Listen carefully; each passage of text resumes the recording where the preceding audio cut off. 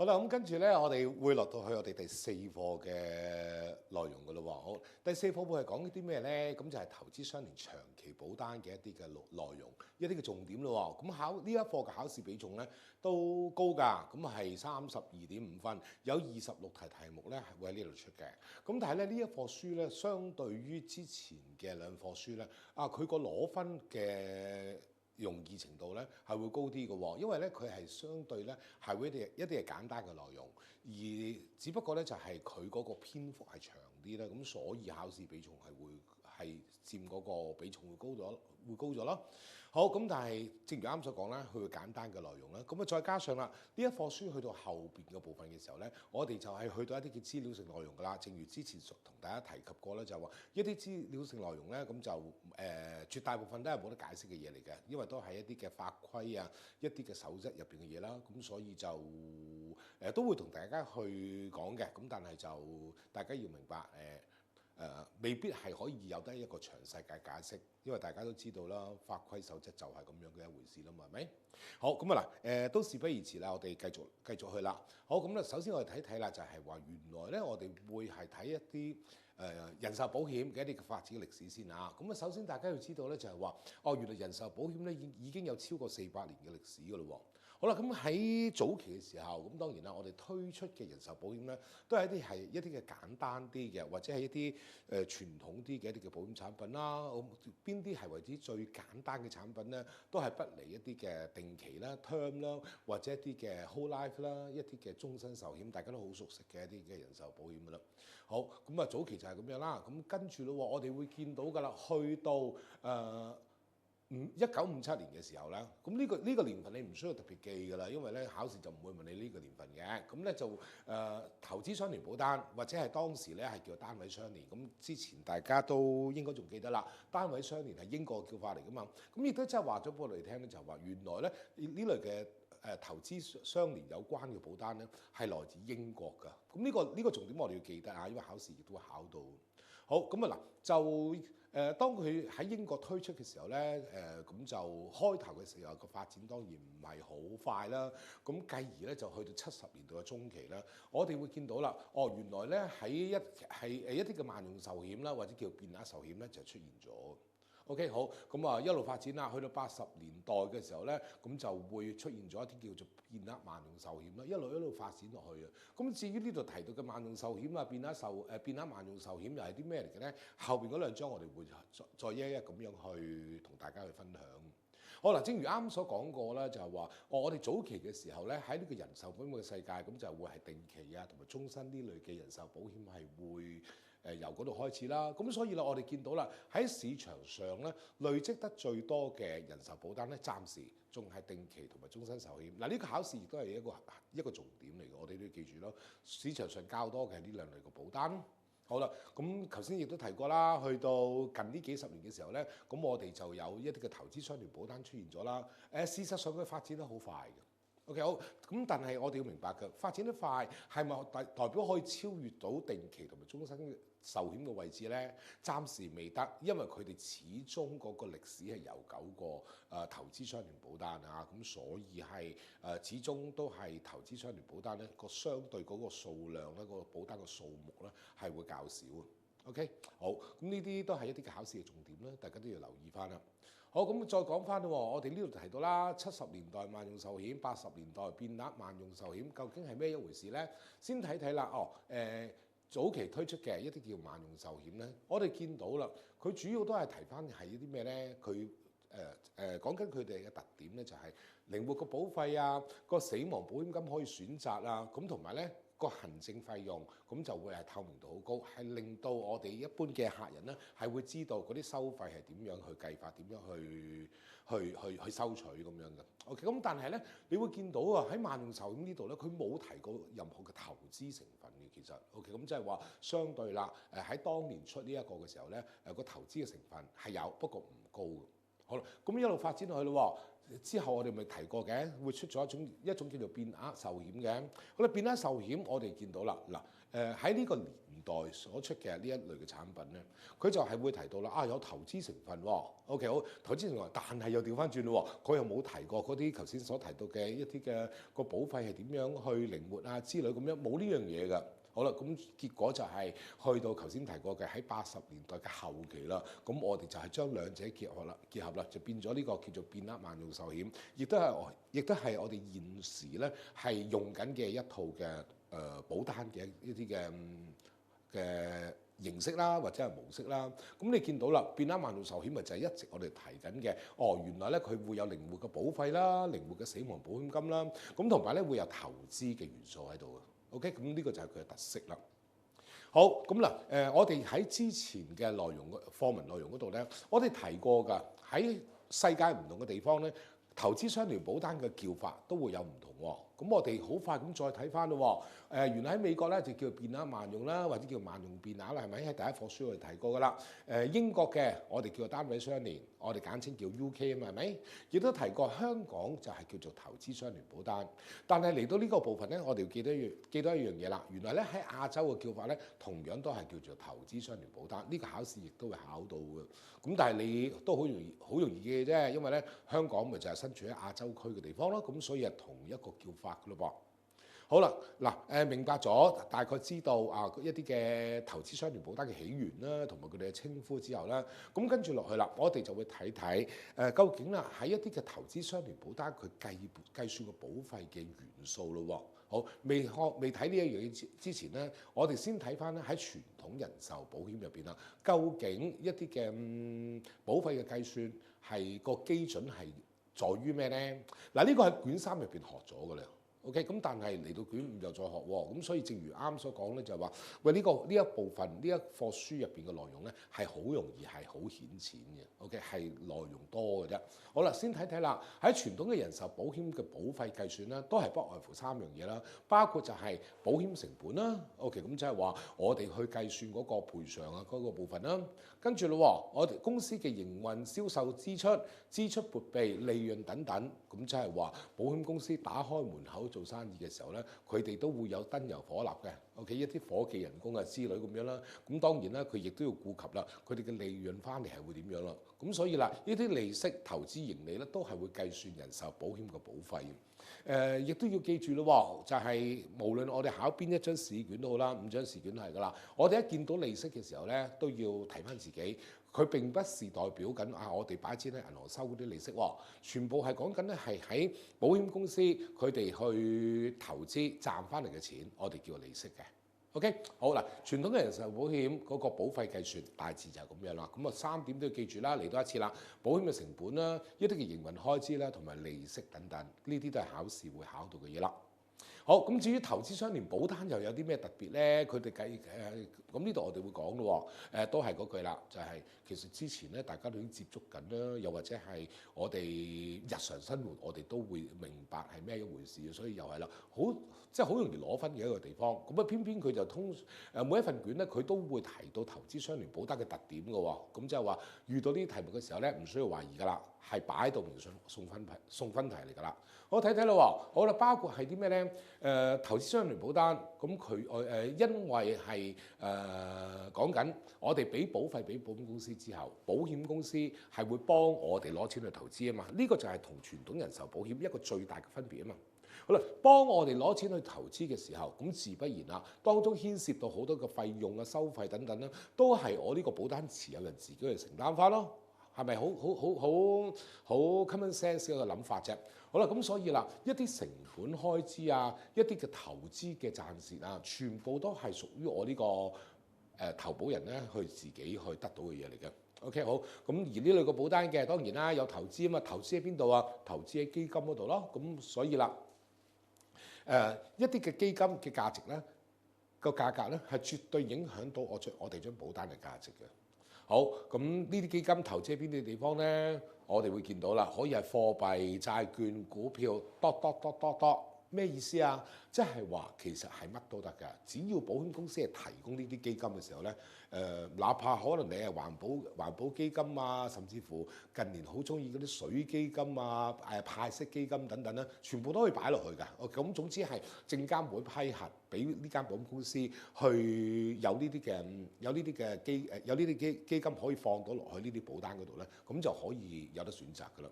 OK， 風險啦，同埋個回報當然啦，又係我呢個保單持有人去承擔翻啦。原因係呢啲基金係我自己選擇嘅。好，亦都提到嘅小額保費係不理想。嗱，呢個考試係出得最多。OK，咁所以大家要記住佢。咁但係亦都係好簡單嘅概念嚟啫嘛。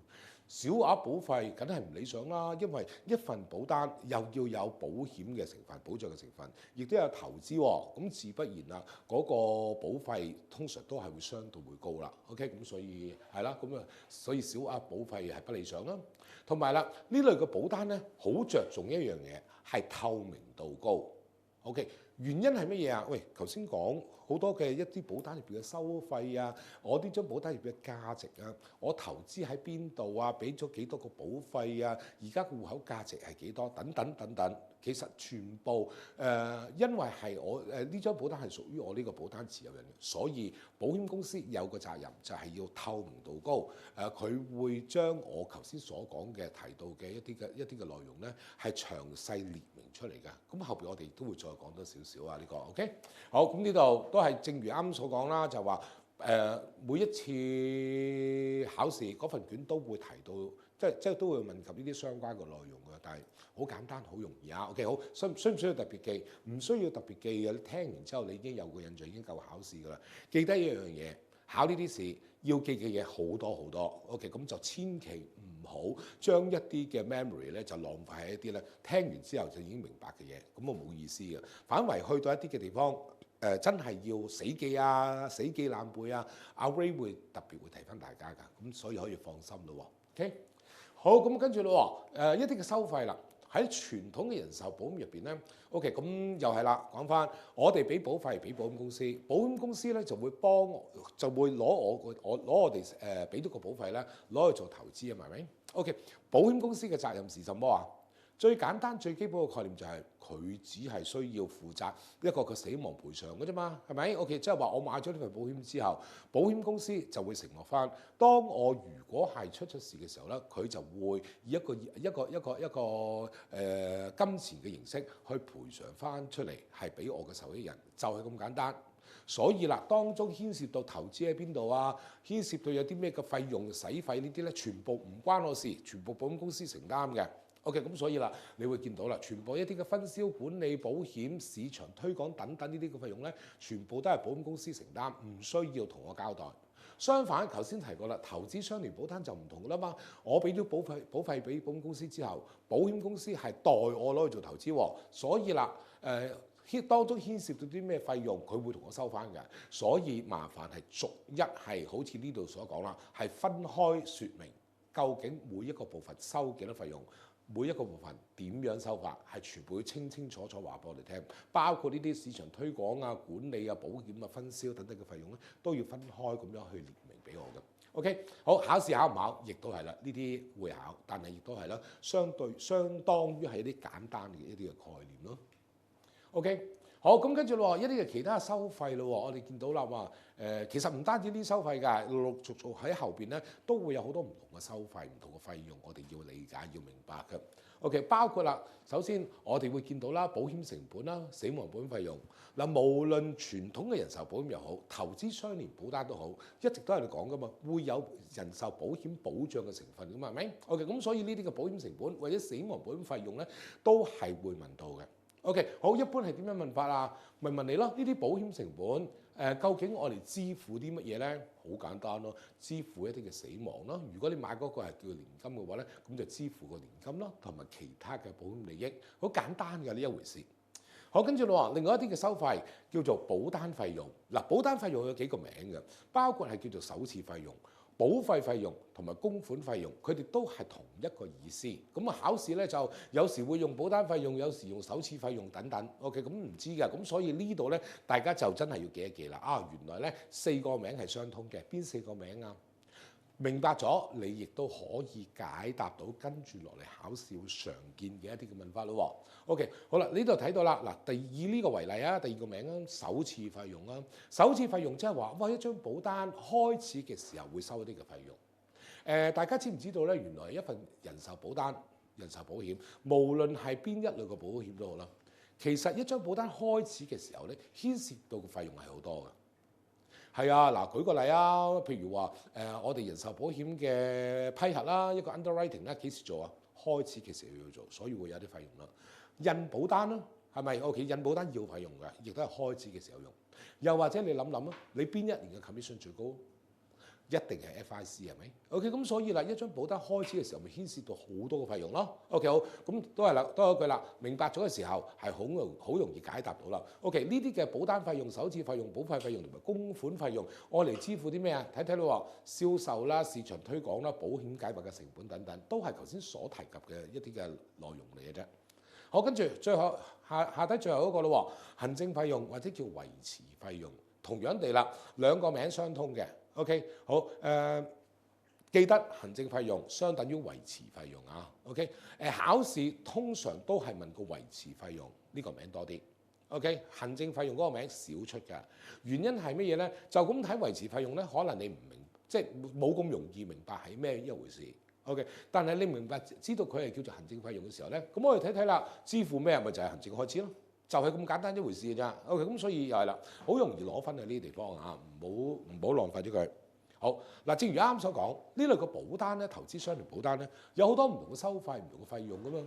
跟住落去啦，我哋亦都見到啦，呢類保單嘅有其他嘅收費咯，包括係咩咧？買賣差價、基金管理費用、基金轉換費用、退保費用、額外投資保費費用同埋相關基金嘅收費同埋費用，有好多唔同嘅費用。OK， 好嗱，我哋又要逐一去睇咯，因為呢度考試必出嘅啦，又係喺呢6個嘅費用入邊，一般係出1個至2個到。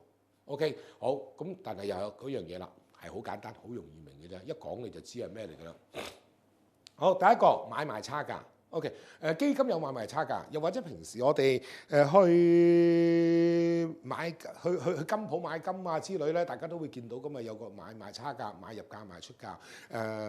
買賣黃金如是，我哋去外幣，即係去兌換外幣都有呢啲買賣差價㗎，係咪 ？OK， 咁但係我哋必須要知道啦，買出或者賣出啊 ，sorry， 賣出或者買入係其實係站喺邊一個角度睇咧？好啦，咁啊記住佢啦。原來賣出同埋買入咧係講緊係喺保險公司嗰個角度去睇。OK， 即係話買入價嘅就係保險公司去買入，賣出價就係保險公司賣出去俾你。OK， 要有呢個概念啊。好，點解會有呢個買賣差價？因為要賺錢咯。OK， 無論係保險公司啱啱提到嘅呢啲嘅買賣差價啦、黃金嘅買賣差價啦、外匯嘅買賣差價都啦，大家都係需要有一個利潤。同意啦，係咪 ？OK， 咁所以係會有出現呢個差價咯。咁所以啦，嗱諗咯，我係保險公司啦，我個賣出價應該係高啲啊，定買入價會高啲咧？佢要賺錢，當然係賣出價會高過買入價啦，係咪 ？OK， 咁明白咗呢個概念咯。睇睇啦，呢度嘅例子，而家呢一隻基金個買入價係12蚊，賣出價係12個6。考試經常出得好多嘅一個問法就係話，請問佢哋嘅買賣差價是多少？簡唔簡單？係啦，但係小心好多時好簡單、好開心咁錯咗。OK， 因為我哋好有機會好自然咁話俾你聽，喂，咪個買賣差價咪6毫子咯，係咪？係錯嘅，原因係我哋要明白買賣差價係用百分比去表示。咁即係點算啊？12個6除翻12咧，就係會等於5% 嘅買賣差價。嗱，呢個位係需要小心嘅啫。OK， 咁但係都係嗰句啦。你而家聽到我講，你明白咗嘅時候咧，呢啲題目冇得走啊，一定係中㗎。OK， 嗱，記住佢真係有6毫子俾你揀㗎，你唔好揀，係要揀個百分比嘅。唔該。好，跟住基金管理費用咯喎。OK， 咁係啦，講緊咧就係話基金管理佢都要開飯㗎，係咪？咁所以佢咪會收一啲嘅基金管理費用咯。好啦，收幾多？記住佢咯喎。考試亦都係常出呢個數字㗎，0.5%至到1%。OK， 視乎嗰隻基金究竟有幾叻啦，佢嘅競爭能力有幾高啦，佢而家嗰類嘅資產係咪一啲嘅熱門嘅資產咧？多唔多人去爭啦，個活躍程度啦，同埋啦，佢幫唔幫我哋賺到錢？咁呢個就係會影響到佢個收費嘅多與少啦。OK， 咁好自然啦，佢表現越好嘅時候，你都願意會俾多啲嘅費用俾佢啦，係咪 ？OK， 好簡單。好啦，跟住基金轉換費用嗱，一啲嘅投資相連保單咧，入邊有好多唔同嘅一啲基金俾我哋嘅客人揀嘅。咁好似我哋公司嗰啲產品咧，都全部都接近過百隻嘅基金㗎啦。OK， 咁所以係好多。好，亦都好多時嘅情況就係話，喂，個客人今日咧就揀咗呢一隻嘅基金。但係可能過多一排嘅時候咧，佢可能會轉換去另外一啲嘅基金喎。OK， 因為我發覺咧嗰類嘅基金咧就可能會更加適合啦咁樣啦。OK， 咁會出現呢個基金嘅轉換啦。好啦，至於基金轉換嘅時候咧，可能牽涉到一啲嘅費用喎。呢個就係叫做基金轉換費用啦。OK， 好，咁點收法咧？睇咯喎，呢個就係考試經常會考到嘅地方啦。就係視乎保險公司，視乎嗰張保單入邊嘅條款。OK， 有啲咧就係保險公司容許你每年你可以轉幾次，我都唔收你錢嘅，免費嘅。有啲保險公司咧就係完全你中意點轉都好啦，我完全唔會收你嘅，視乎保險公司而定嘅啫。OK， 好，咁呢個就係基金轉換費用咯喎。好，跟住退保費用啦，呢個又係常考嘅一個部分嚟嘅。OK， 退保咩叫退保費用咧？就係話照字面解，我哋都知道啦，就係話，喂，當你買咗呢份保單嘅時候，呢類嘅保險嘅時候，如果你去退保啦，你唔要咯，保險公司有機會有損失嘅，咁就會收翻你呢啲嘅退保費用。OK， 好啦，亦都要講多少少嘅就係咪一定會收呢個退保費用咧？並不是嘅，一般投資相連保單咧，如果我哋持有咗係5年或以上咧，就唔會有呢個退保費用。OK， 但係如果我哋早退保嘅話咧，咁就唔同咁講啦，咁就會有一個退保費用會出現嘅咯。原因係頭先我哋講過啦，一張保單開始嘅時候咧，會牽涉到好多個費用噶嘛，係咪 ？OK， 好，咁所以越早退保，收嘅退保費用越高。如果係第一年退保嘅話咧，買咗份保單第一年退保嘅話咧，我哋會見到啦，就係會係收100% 嘅退保費用，即係話我頭一年俾咗個保費咧 ，OK 係會扣晒個退保費用，亦都即係話頭一年退保嘅話咧，我係冇錢攞翻。OK， 咁係啦，咁所以咧買呢類保單嘅時候咧，我哋亦都要留意咯。OK， 亦都係要提翻客人啦。如果買咗呢份保單嘅時候咧，因為投資相連保單，我哋係屬於中長線投資嘅產品，所以啦，如果早退保嘅話咧，係會個損失會好大，甚至乎係100% 俾咗個保費咧，係冇得攞翻㗎咯。OK， 好，跟住啦，一個額外投資保費費用咯。咁一啲 top up fee。即係話，我而家係選擇咗買呢類嘅呢一張嘅投資相連保單啦。OK， 咁但係喂，我好睇好某隻基金喎，我係可以有機會我額外擺錢落去淨係買嗰隻基金嘅。咁當然啦，因為而家我哋做咗一啲額外嘅嘢嘅時候咧，咁保險公司嗰個行政嘅開支都大咗啊。咁所以佢哋都會着量咧收翻我哋一啲嘅額外投資保費費用啦。咁就係咁樣用途㗎啦。好，咁跟住啦，其他嘅基金嘅收費同埋費用啦，包括有代管及信託費用啦、行政管理費用啦、投資管理費用啦，同埋認購或者贖回基金單位嘅費用，有幾類唔同嘅一啲嘅收費。嗱，呢個考試係會考到，但係一般就係考個名嘅啫。嗱，正如之前講嘅，我哋要死記嘅就係呢一啲嘅地方啦。嗱，你會發覺咧，打開嗰本書嘅時候咧，佢冇逐一解釋係啲咩嚟嘅，但係考試會考個名咯。佢會問你以下邊啲係屬於一啲嘅投資相連保單就相關基金嘅一啲嘅費用啊，咁你就揾翻呢幾個名出嚟㗎啦。OK， 好，咁而呢度啦，亦都提到有兩類嘅基金喎，包括係聯接基金、鏡子基金，係咩意思咧？就話當如果係牽涉到我係選擇呢啲基金嘅時候咧，就會係啱啱上邊提過個費用咧，就會有機會收啦。好，而喺呢度近期佢亦都係中意出嘅，就係問你，喂，何謂之叫鏡子基金啊？好，咁呢度所以呢度亦都要解釋一下啦。好啦，鏡子大家都明白係咩嚟㗎啦，係咪？我叫咪就照鏡咯。OK， 我哋應該我哋每個屋企都會有塊鏡㗎嘛，我哋習慣就係每一朝早我哋都會係照下鏡啊咁樣噶嘛，係咪？好啦嗱，亦都係大家亦都會有個經驗嘅，照鏡嘅時候會有啲咩事發生咧？咁我對住個鏡頭，嗰塊鏡笑一笑嘅時候咧，鏡入邊嘅我都會跟住我笑噶嘛，係咪？我對住佢眨眼，佢亦都會對翻住我眨眼嘅。當我舉起嘅左手嘅時候，鏡入邊嘅我就會點啊？係舉起隻右手。OK，我舉左手，佢舉右手。OK，好啦，咁即係話呢啲鏡子基金都係同一個道理，係點樣咧？係咪我做講緊嘅就話我而家係仿效緊某一隻基金嘅一啲嘅 profile？OK，我去仿效去做投資，嗱唔係跟足，所以頭先講我舉起左手，佢會舉起右手，係點樣啊？睇睇咯喎。OK，而家我係將我嘅一啲嘅投資嘅錢銀啦 ，OK 好，根據或者係仿效另外一隻基金嘅策略，我哋叫策略兩個字 ，OK， 去做一啲嘅投資 ，OK， 咁呢一個就係叫做鏡子基金嘅特色啦 ，OK， 好，咁跟住咯，我哋落去咧又睇睇啦，投資相連保單入邊咧有啲咩種類 ？OK， 3個種類，包括第一個叫做年金，第二類人壽保險，第三類係叫做保障型投資相連壽險嘅。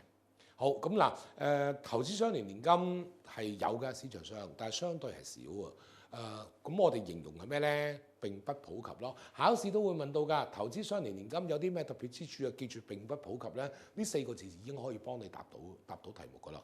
好啦，亦都因為佢並不普及咧，所以跟住落去嘅部分咧係甚少係會再提到年金呢樣嘢㗎啦。好，跟住啦，投資相連人壽啦，咁一直都係我哋個着眼點都會係擺喺呢一個部分嘅啦。好，再加上保障型投資相連壽險，嗱呢個咧係相對喺個市場上咧係較為新啲嘅一個產品嚟嘅。OK， 係啦，較為新啲。好，係咩意思咧？嗱喺傳統上嘅投資相連人壽保險咧，就係有投資有保障嘅成分啦。而一般嘅情況咧，都係以投資嘅成分係居多。OK， 即係話個比重咧係投資個部分咧係多過人壽保險個保障嘅部分。好，咁所以而家咪推出咗呢一隻咧保障型居多嘅，咁啊相反咯，人壽保障嘅成分係會多翻啦。OK， 咁啊個發展就咁樣啦。好嗱，保障型投資相連壽險係啦，頭先講過就係話咧呢類嘅投資單咧，咁佢喺個保障嗰方面咧係會提高翻嘅。OK， 即係多個保障嗰方面咧係會大啲啦。好，咁啊睇睇啦，咁啊我哋見到咧佢有個特色就係話，當如果我哋喺65歲前叮當咗嘅話咧，咁就要會按住2個情況 ，OK 去作一個選擇個賠償嘅。咁包括係咩咧？睇翻嗰張保單入邊嘅價值。我哋可以選擇105%可以乘第105%，又或者係啦，視乎我張保單係幾多歲去買嘅。我哋會見到啊，0至45歲咧，咁如果係喺65歲前身故叮當嘅時候咧，咁我哋視乎我哋買嘅時候嗰張保單嘅選擇啦，可以喺150%、200%或者250%。好啦，如果係46歲至到55歲去買呢張單嘅話咧，咁就可以會係個計算方法咧，就係我哋俾咗個保費嘅150或者200%。56至到64歲叮當買呢張單嘅時候咧，咁就150%。以較高者為準，即係話呢個或者呢個睇下邊一個高啲咯。OK， 會係個設計就咁樣啦。好，咁而呢類嘅保障型投資相連壽險咧，佢就有個特色喎，就係話佢嗰個收費啊，同埋退保費喺個期內只可以收呢一個費用嘅啫。咁同埋啦，基金亦都係會有啲嘅基金必須要擺落去俾客人選擇㗎，包括一啲嘅環境基金咧、社會基金咧同管治基金。管治基金即係話我哋而家成日都講嘅 ESG 嗰樣嘢啦，咁所以大家咧都要留意啦。原來咧 ESG 呢個內容咧已經係好普及。OK， 咁甚至乎而家有個法例規定咧，我哋基金都要最少有一隻係 ESG 嘅基金落去嘅。OK， 好，咁呢啲環境、社會、管治基金呢啲名要記一記佢啦，因為考試亦都會考到咯。好，除此之外啦，人生階段基金、目標日期基金、邁向目標退休年齡嘅時候減低嘅投資風險嘅安排嘅，呢啲全部都要有得係俾個客人去選擇啦。OK， 好，咁就係啦。好，咁啊跟住咯，我哋睇翻啦，投資相連人壽咯，即係傳統啲嗰一隻啦，即係話嗰個投資成分係相對高啲嗰類嘅保單咯。OK， 好嗱，喺卷三入邊嘅時候，我哋都學過㗎，就話投資相連人壽保險，我哋可以同乜嘢嘅傳統人壽保險掛鈎啊？定期、儲蓄同埋終身都可以，但係較為普遍嘅係咩咧？記住佢啦，終身同埋儲蓄係較為普遍。OK， 呢個係書本入邊提到嘅一啲內容，考試亦都係考到。而呢類嘅投資相連保單有啲乜嘢嘅好處啊？有啲咩特點啊？都係啦，不斷喺之前再提過晒㗎啦。不過而家喺呢個部分咧又再出現。咁即係話咧呢啲嘅內容咧，咁就算呢之前個部分冇考到你都好啦，嚟到呢課書佢亦都有機會出題目考你。不過又有一句簡單嘢，大家都已經明白咗㗎啦。包括係保費可以好靈活啦，係咪？點樣靈活法啊？就係因應住我哋將保單入邊嗰個戶口價值啦、投資戶口嘅價值啦，有個戶口價值多嘅時候，我咪可以跟住落去俾少啲保費咯，甚至乎我哋唔需要交保費，我哋行呢個 premium holiday 都得喎。咁又或者調翻轉啦，我俾多啲嘅保費得唔得啊？係可以嘅喎。呢個就稱之為叫靈活嘅保費啦。好啦，保額亦都可以好靈活喎。我哋亦都係因應住我哋嗰個投資戶口嘅價值咧，而令到我哋個保障額咧，或者係最後個死亡賠償咧，係會有影響啦，係咪？好，死亡保險金嘅選擇，嗱呢個係啱啱即係新出現嘅嘢啦，喺之前幾課書未出現過㗎啦。3種死亡保險金又係啦，經常會考到㗎啦，包括第一個叫做定額死亡保險金、遞增死亡保險金同埋105計劃。當然啦，我買呢份保單嘅時候咧，我就已經要選擇定㗎啦。究竟如果係真係出事嘅時候咧，我會用邊一個嘅賠償嘅方法咧？好，所以亦都要知道究竟係啲咩一回事咯。好啦，定額死亡保險金，如果我選擇咗呢一個嘅保險金嘅話咧，咁就係當我叮當嘅時候咧，咁我嘅受益人咧，佢可以選擇嘅，作出一個選擇。個選擇就係佢可以係攞嗰個預設嘅死亡保障額 ，OK， 又或者係攞我嗰個投資戶口入邊嘅價值 ，OK， 是但揀一個，二擇其一。咁啊，當然一般都係揀個最高嘅啦，係咪？因為佢邊個高咪揀邊個咯，揀一個低嘅得唔得啊？都得㗎，冇話唔得㗎，但係冇人咁做啫嘛，係咪 ？OK， 好啦，跟住咯，遞增死亡保險金 ，OK， 呢次係點樣咧？到我叮當嘅時候咧，我受益人唔使煩啦，因為2嚿錢都攞晒 ，OK， 包括個死亡保險金可以攞得，戶口價值都可以攞埋，2嚿都可以攞晒。好，最後一個啦，105計劃啦，105計劃咧就係當我叮當嘅時候咧，受益人可以攞到我嗰份保單入邊嘅投資戶口價值嘅105%。OK， 咁呢個嗱唔好混淆喎，因為考試亦都會問到105計劃係咩嚟嘅。咁你記住係嗰個戶口價值啊，就並不是個死亡保險金，係個戶口價值嘅105%。OK， 個分別在於咁樣。OK， 好，明白咯，明白呢啲咩嚟咯？咁所以亦都係啦，明白咗之後，呢啲又係唔需要死背，唔需要死記㗎啦。一定係知道係咩一回事㗎啦。OK， 咁但係啦，考試亦都會問到就係話即係佢考慮嘅概念，3種唔同嘅死亡保險金嘅選擇咧，邊一個個保單費用係最高嘅咧？相反，亦都會問你3種嘅死亡保險金嘅選擇入邊，邊個個保單費用係最低咧？好啦，最高一定係呢一個遞增死亡保險金。原因係乜嘢？喂，你攞錢嘅時候2嚿都攞晒喎，係咪？OK，咁所以佢個費用係相對會係最高咯。好，最低嘅係105計劃。OK， 因為冇得選擇，完全就係得個105啫。OK， 好。中間嗰個一定係定額死亡保險金啦，因為呢個係中庸之道 ，OK 係有得選擇，係二擇其一嘅，個分別就係咁樣咯。好，咁除此之外啦，投資相連保單亦都有個好處就係話，佢可以咧等錢使嘅時候咧，可以喺嗰個戶口價值嗰度提款啦。原因係嗰個投資戶口咧係屬於呢個保單持有人啫嘛，入邊嗰啲錢係咪？OK，咁所以啦，等錢使嘅時候咧，係可以喺嗰個戶口嗰度咧去提款出嚟用住先。傳統人壽保險有冇類似嘅功能咧？係有，不過嗰個係叫做保單抵押貸款，係借啲 cash value， 借啲現金價值出嚟嘅啫。OK， 同呢個有啲唔同，呢個係唔需要計利息，因為係攞自己嘅錢出嚟嘅啫。OK，好，明白咗咯喎。咁跟住我哋睇睇啦，喺投資相連保單入邊啊，嗰個結構咯喎嚇。OK，咁我呢個我哋都要明白，亦都要理解，同樣簡單嘢嚟嘅啫。不過考試會考咯。好，包括嘅兩類嘅計劃啦，定期嘅繳費計劃啦，同埋整付保費計劃啦。好啦，定期繳費計劃即係按月啊或者按年去供嗰種咧，好市場上好多時都係呢類嘅保單啊，係咪？OK，做到一個咩效果啊？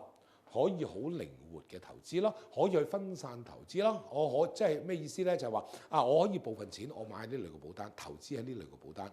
另外嗰啲錢我可以投資其他嘅地方嗰度㗎。我可以買自己嘅股票啊，買自己嘅樓啊，投資其他嘅外匯啊之類咁樣，都要咁樣做法，係相對靈活啲。好，另外啦，整付保費 single premium 咯，即係話一次過一大筆錢擺落去嘅。好啦，好簡單嘅概念。你要做到整付保費嘅最基本，你要有咩啊？有錢咯，有一大嚿嘅錢，你先至可以一大嚿擺落去噶嘛，係咪？OK， 好，所以啦，我哋見到佢嘅特色就係話，有大筆資金嘅人就會用呢一個方法咯。好，咁但係又調翻轉問大家咯，係咪有大筆資金嘅人咧就唔可以選擇呢一個定期繳費啊？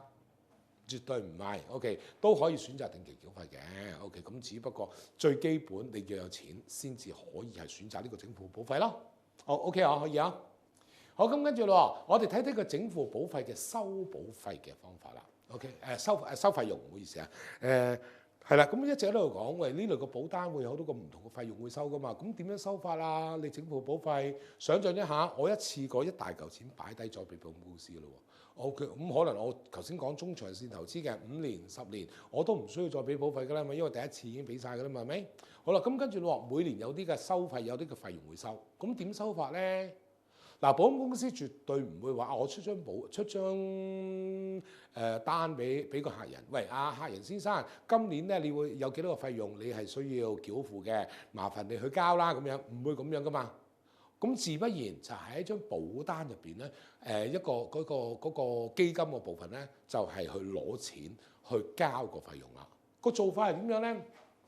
好簡單 ，OK， 喺一段時間入邊咧，我之前我已經係買咗呢張保單啦，咁入邊已經揀咗唔同嘅基金啦，買咗唔同嘅基金單位啊嘛。好啦，而家要收費用咯喎，佢就自動喺我本身有嘅基金單位入邊賣出相關數量嘅一啲嘅基金單位去交個費用啦。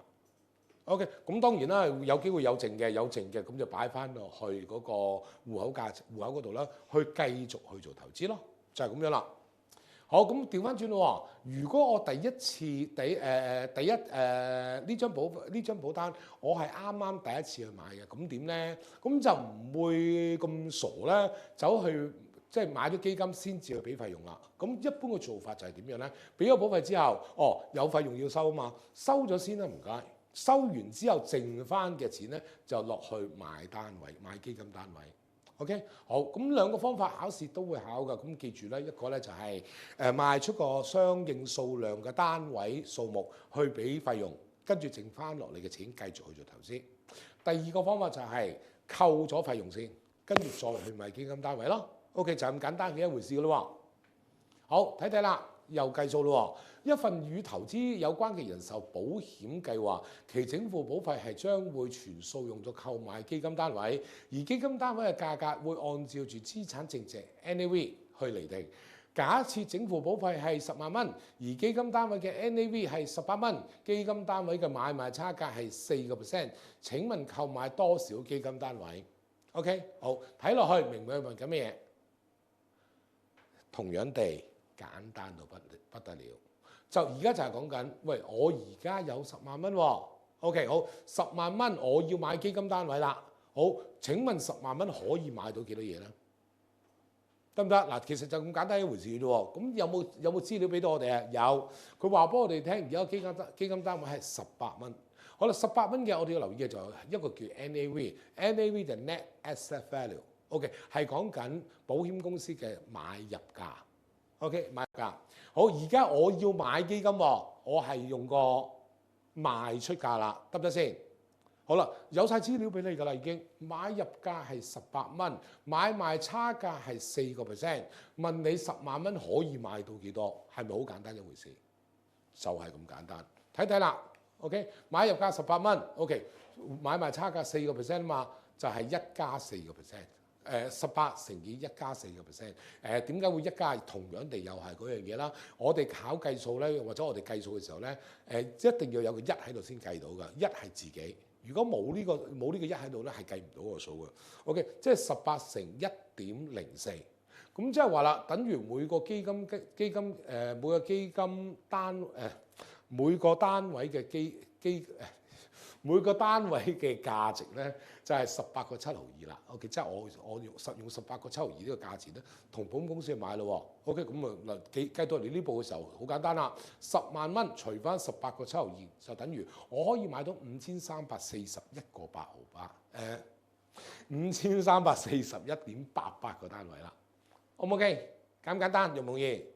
係啦，咁又係嗰句啦，唔好俾啲字呃到你、嚇到你啦。OK， 簡單到不得了。考試考唔考？又係啦，呢啲考試題目，尤其是喺呢個 e-learning 呢個課程入邊咧，呢啲嘅考試題目咧係必出㗎，即係同你講得嗰啲考試題目咧，考試亦都係必出㗎啦。OK， 咁所以要識計咯。OK， 都係嗰句啦，又係上堂嘅期間，大家可能會好容易理解到嗰啲題目點計，但係咧，如果你自己冇 practice 過、冇嘗試過去計嘅時候咧，到考試嘅時候咧，有機會你唔記得點計咧，咁就好痛苦啊！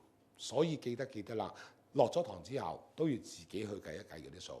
OK， 計完之後，咁你有個印象啦，跟手去考試咧，咁就可以好穩陣㗎啦。OK， 好得唔得？呢個簡單嘢。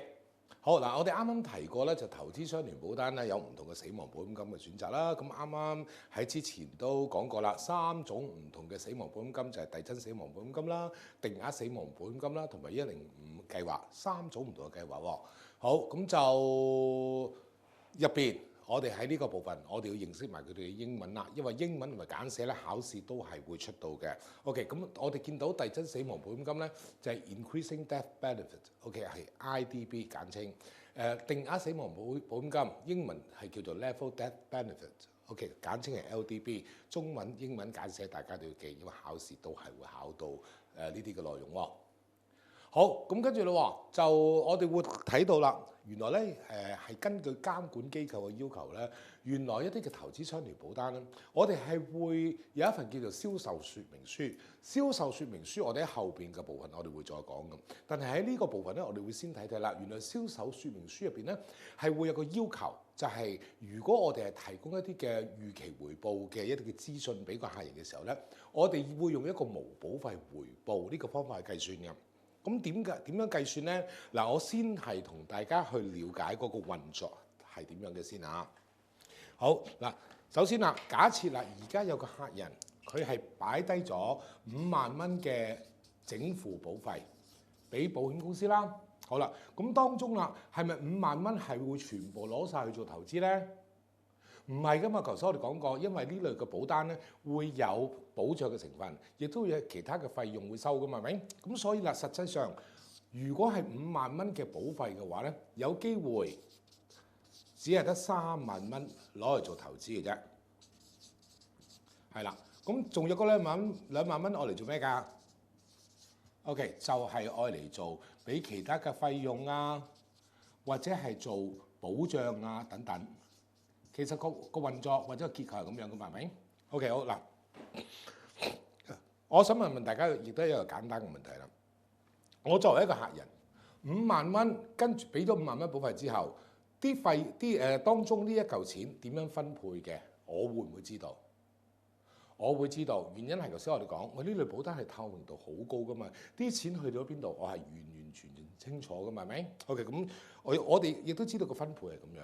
好啦，假設啦，而家阿 Ray 咧就好叻喎，我就揀嗰隻基金，哇個表現好好，嗰個回報咧就去到100% 咁多。OK， 個投資回報係100% 咁多。OK， 咁即係話啦，其實我呢張保單入邊，我嗰個價值會變成幾多啊？好啦，其實就係會係多咗3萬蚊啦。原因係因為我個投資嘅部分係3萬蚊啊嘛，100% 回報，咪等於係賺咗3萬蚊咯。咁就會等於6萬蚊。我而家張保單入邊嘅價值係會等於6萬蚊嘅。OK， 好啦，個事件就係咁樣啦。咁但係其實好老實講啊，如果你話俾我呢個客人聽，喂，我買咗呢張保單，喂，我嗰個做得好叻喎，個回報係有100%喎，咁即係話喺我個角度睇，我個戶口價值應該會有幾多錢啊？我有個感覺就係我擺低咗5萬蚊啊嘛。如果100%個投資回報嘅時候，我個戶口係咪應該有10萬蚊啊？嗱，都係重申一次，我係完全知道我啲錢係點樣分配嘅。但係你話俾我聽100%回報嘅時候，作為客人，我感覺就係我擺低咗5萬蚊，咁咪應該有10萬蚊咯，係咪？OK，但係實際上其實係講緊我投資個部分嘅100%係變成6萬蚊嘅。咁好啦，咁會令到我嗰個期望咧係有所偏差嘅喎，係咪？所以監管機構有個要求啦，就係話，喂，其實咧，如果我哋作出一啲嘅預計嘅投資回報嘅時候咧，係用無保費回報計算，即係點樣咧？就係話我得出嚟嗰一個嘅個戶口價值。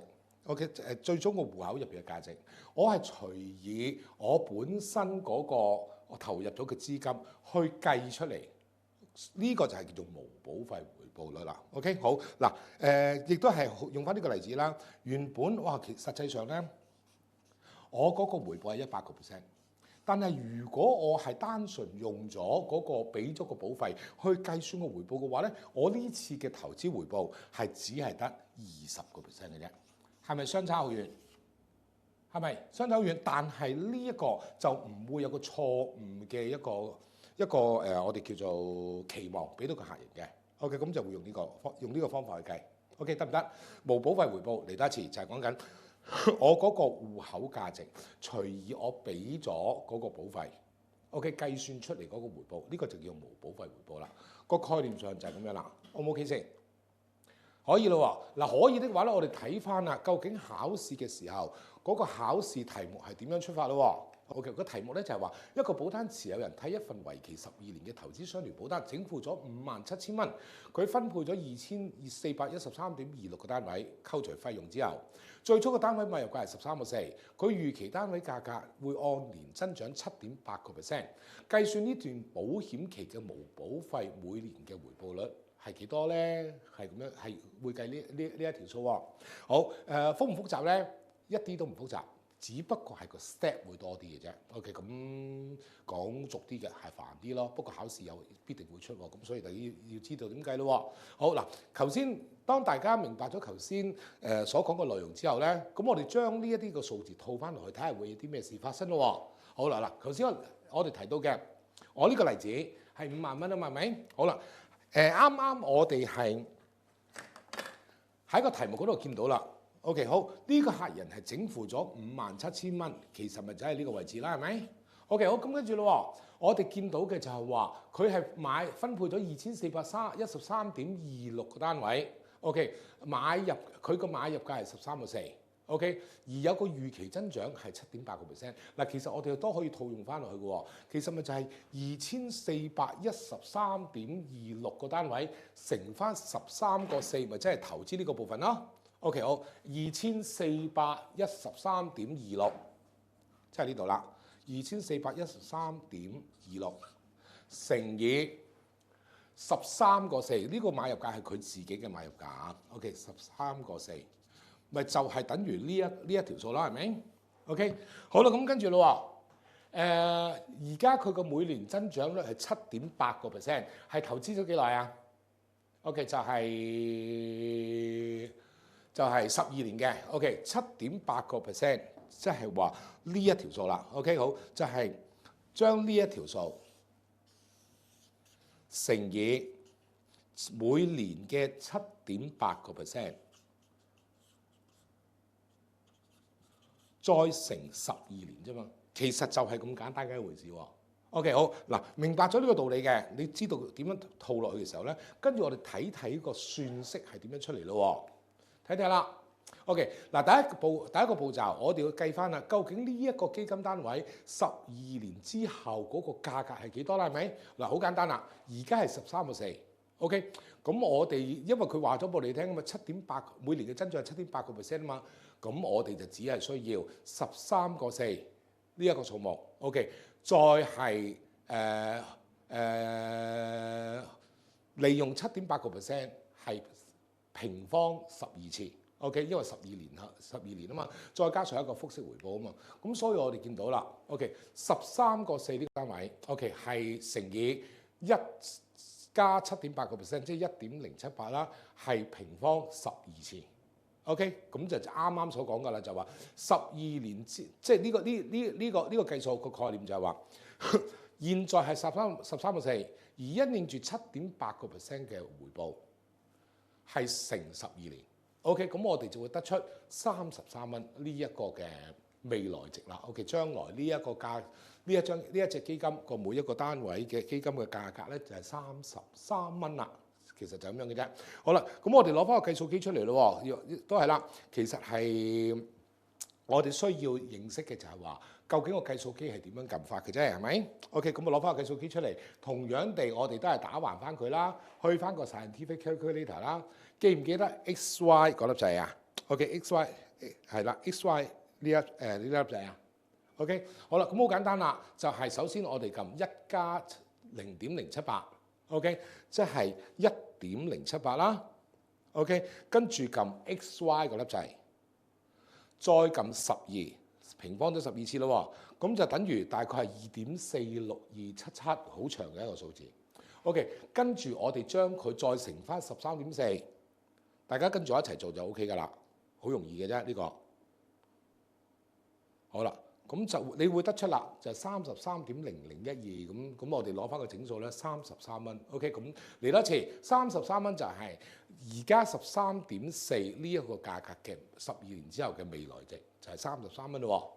好啦，咁跟住咯，我哋再睇翻第二個 step 啦。咁我哋要計翻12年之後嘅保單價值，咁好簡單咯。其實咪就係將33蚊乘翻我而家擁有嘅持有嘅幾多個單位咯，乘翻2413.26，試咁撳佢，乘翻2413.26，咁就會等於79,640蚊嘅。OK， 撳唔撳到？呢個好簡單啦，呢個係咪 ？OK， 正如啱所講咧，就係話。唔複雜，但係咧嗰個步驟會多啲嘅啫。OK， 大概等於79,637.58呢一個數目嘅。OK， 好，計完未咧？未計完，因為而家我哋計無保費回報啦嘛。無保費回報呢個概念係咩嘢啊？就係話我個單位嘅價值除以我投入嗰筆資金啊嘛，係咪 ？OK， 咁我哋取除佢睇睇。OK， 咁原來咧就會係等於79,637.58。除以57,000蚊咧，就會等於1.39715。好啦，咩概念啊？1.39715，我哋減翻自己一咧，就會等於我呢一次嘅投資嘅回報咧係有39.715%， 39點幾厘嘅利息，亦都係我哋平時講3分9嘅一個回報咯。OK， 好，咁但係條數未計完嘅喎，點解啊？因為39.7% 嘅回報咧，其實係講緊幾多年嘅回報啊？係12年嘅回報 ，OK， 但係問題係問你每年嘅回報 ，OK， 咁即係點計咧？嗱，唔好搞錯，唔係將佢除12，唔係咁樣計法。原因係咩咧？頭先我哋講，我哋係平方，即係話我複式計算上去嘅個回報。而家我哋要將佢變翻1年嘅時候咧，我哋就要平方翻佢啦。OK， 好啦，平方翻去，咁要點樣做法啊？咁我哋就要利用我哋嘅計數機入邊嘅 XY 下低嗰粒掣啦，係啦，就係呢一粒掣啦。好，睇到啊 ？OK， 即係係啦，呢一粒掣。好 OK 啦喎。好啦，咁如果係某啲嘅機種咧，之前我提過噶嘛，唔會有 XY 呢粒掣噶嘛。好，我見到第二張啊。係 OK， 好。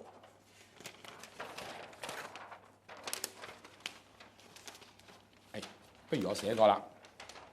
好啦，阿 Ray 之前同大家講過嘅，我哋喺計數機入邊咧有兩粒掣會幫到我哋嘅。喺呢一部機嘅就係 XY 呢粒掣啦。OK， 咁同埋咧就係佢下低嗰粒掣 XY 咁樣擺位嘅。咁呢個我哋就係一個平方一個開放嘅掣啦。另外有啲機咧就係一個箭嘴向上嘅。嗱，如果 Casio 嗰啲機咧就通常呢粒掣 OK， 咁呢個咧就相等於呢一粒掣。OK， 好，跟住咯喎，通常如果 Casio 呢類機咧，佢仲有一粒掣嘅，就叫 Shift 嘅。OK， 好。開幾多次方就用翻呢粒掣啦。OK， 咁如果我哋要平方翻佢嘅時候咧，我哋只係需要撳 Shift 箭嘴向上。OK， 而我哋而家我哋喺我哋呢部計數機入邊咧，就咁撳呢粒掣。點樣撳法？好簡單，就係1.39715撳呢粒掣，再撳翻12，答案就出咗嚟啦。OK， 原來就係會等於1.02826，亦都即係話啦，每一年嘅無保費回報率咧就係2.8%嘅回報。OK， 好得唔得？可唔可以？可以。OK， 好啦。同樣地，會唔會係好複雜？唔係好複雜，係煩啲嘅啫，因為有幾個 step 要去做嘅。同樣地，考試題目必定會出嘅，咁你又要自己 practice 一下啦，咁啊要試多2、3次啦，去撳一撳，知道嗰粒掣點撳咧，咁考試嘅時候咧就絕對有把握嘅咯喎。好 ，OK， 可以啊，可以啊，好可以嘅，咁係啦，2.8%，OK， 即係 round up 咗之後咪2.83%咯 ，OK。好，咁跟住啦，明白咗無保費回報率係咩一回事之後咧，咁跟住啦，我哋都係去翻一啲係顯淺啲嘅內容啦。咁啊，包括係咩咧？嗱，頭先我哋講咗係整戶保費嘅一啲嘅特色啦，跟住落去啦，我哋就睇睇啦。如果定期繳費嗰類嘅投資相連保單有啲咩特色咯？OK， 咁我哋發覺亦都係啦，講嚟講去就係話，喂，呢類嘅保單咧又牽涉到好多個費用，亦都提過就話頭一年嗰個費用係最多㗎嘛，係咪？咁我哋見到嘅情況就係話，第一年當我哋扣晒所有嘅費用之後咧，我哋真正攞到去投資嘅，其實係零嘅，係冇錢攞去做投資。但係第二年開始咧，就會係不斷好轉啦。第二年有一半嘅錢可以攞咗去投資，第三年扣晒啲費用之後咧，就全數可以攞晒去投資㗎啦。咁一路咧就會係啦，都係100%咁樣去有100%嘅錢咧就攞去做投資啦。OK， 好，咁除此之外啦，投資相連保單嘅一啲嘅其他嘅特色咯，包括啦，就係話如果而家我喺買呢個基金啦，我選擇呢啲基金啦，我賺到錢啦，究竟點樣反映出嚟咧？嗱，原來咧有2類嘅唔同嘅方法去反映喎，包括第一類叫做積累單位，第二類係分派單位，考試都會考，不過考得唔多。咁但係又係啦，你明白咗嘅佢點考你都冇問題㗎啦。OK， 積累單位同埋分派單位最主要嘅分別就係話，我買咗呢個基金賺到錢啦，究竟佢反映出嚟係用個銀碼去反映出嚟啊，定係話係派發額外嘅單位俾我哋咧？正如好似喺股票嗰部分都同大家分享過嘅，有機會咧嗰間上市公司賺到錢嘅時候咧，佢可以係派息，亦都可以派股，一模一樣嘅啫個道理。OK， 好，積累單位嘅意思就係話，喺銀碼嗰度反映咯，賺到錢，咁佢就索性淨喺個銀碼嗰度去作出一啲嘅調整啦。OK， 買入嘅時候1蚊，而家賺錢喎，賺咗10%咯，咁就會1蚊變成個1。OK， 好，咁調翻轉咯，分派單位係點樣咧？個銀碼唔喐，你賺到錢嘅時候咧，我分派多啲單位俾你。OK， 好，調翻轉啦，頭先講，喂，呢個基金個價值1蚊。OK， 永遠都唔會喐㗎啦。如果用分派單位呢個方法，個價格永遠都係1蚊。但係睇翻我個持有數量啦，可能原來我係持有住10個單位嘅，而家佢賺咗10%喎，咁我就會由10個單位變成11個單位。OK， 就係咁簡單咯喎。OK， 咁睇翻啲文字咯喎。積累單位就係單位嘅價格提高，但係單位持有量係維持不變，淨係喐個價格。下低分派單位，單位持有量增加，但係單位價格維持不變。個分別就係在於咁樣嘅啫。OK， 簡單嘢。好，咁啊嗱，有個小總結係俾翻大家嘅啫。咁唔太特別啦。咁所以咧，唔同大家去詳細講翻呢個啦。但係當如果你温書嘅時候咧，攞翻呢個表出嚟嘅時候咧，係可以幫到你。OK， 內容講晒㗎啦頭先。好，咁跟住落去啦，我哋又睇睇啦，喺投資相連保單入邊咧，有啲乜嘢嘅基金嘅類型幫我哋選擇咧？嗱，我哋可以見到嘅呢度咧有13種基金，考試一般係有2題題目喺呢度出。OK。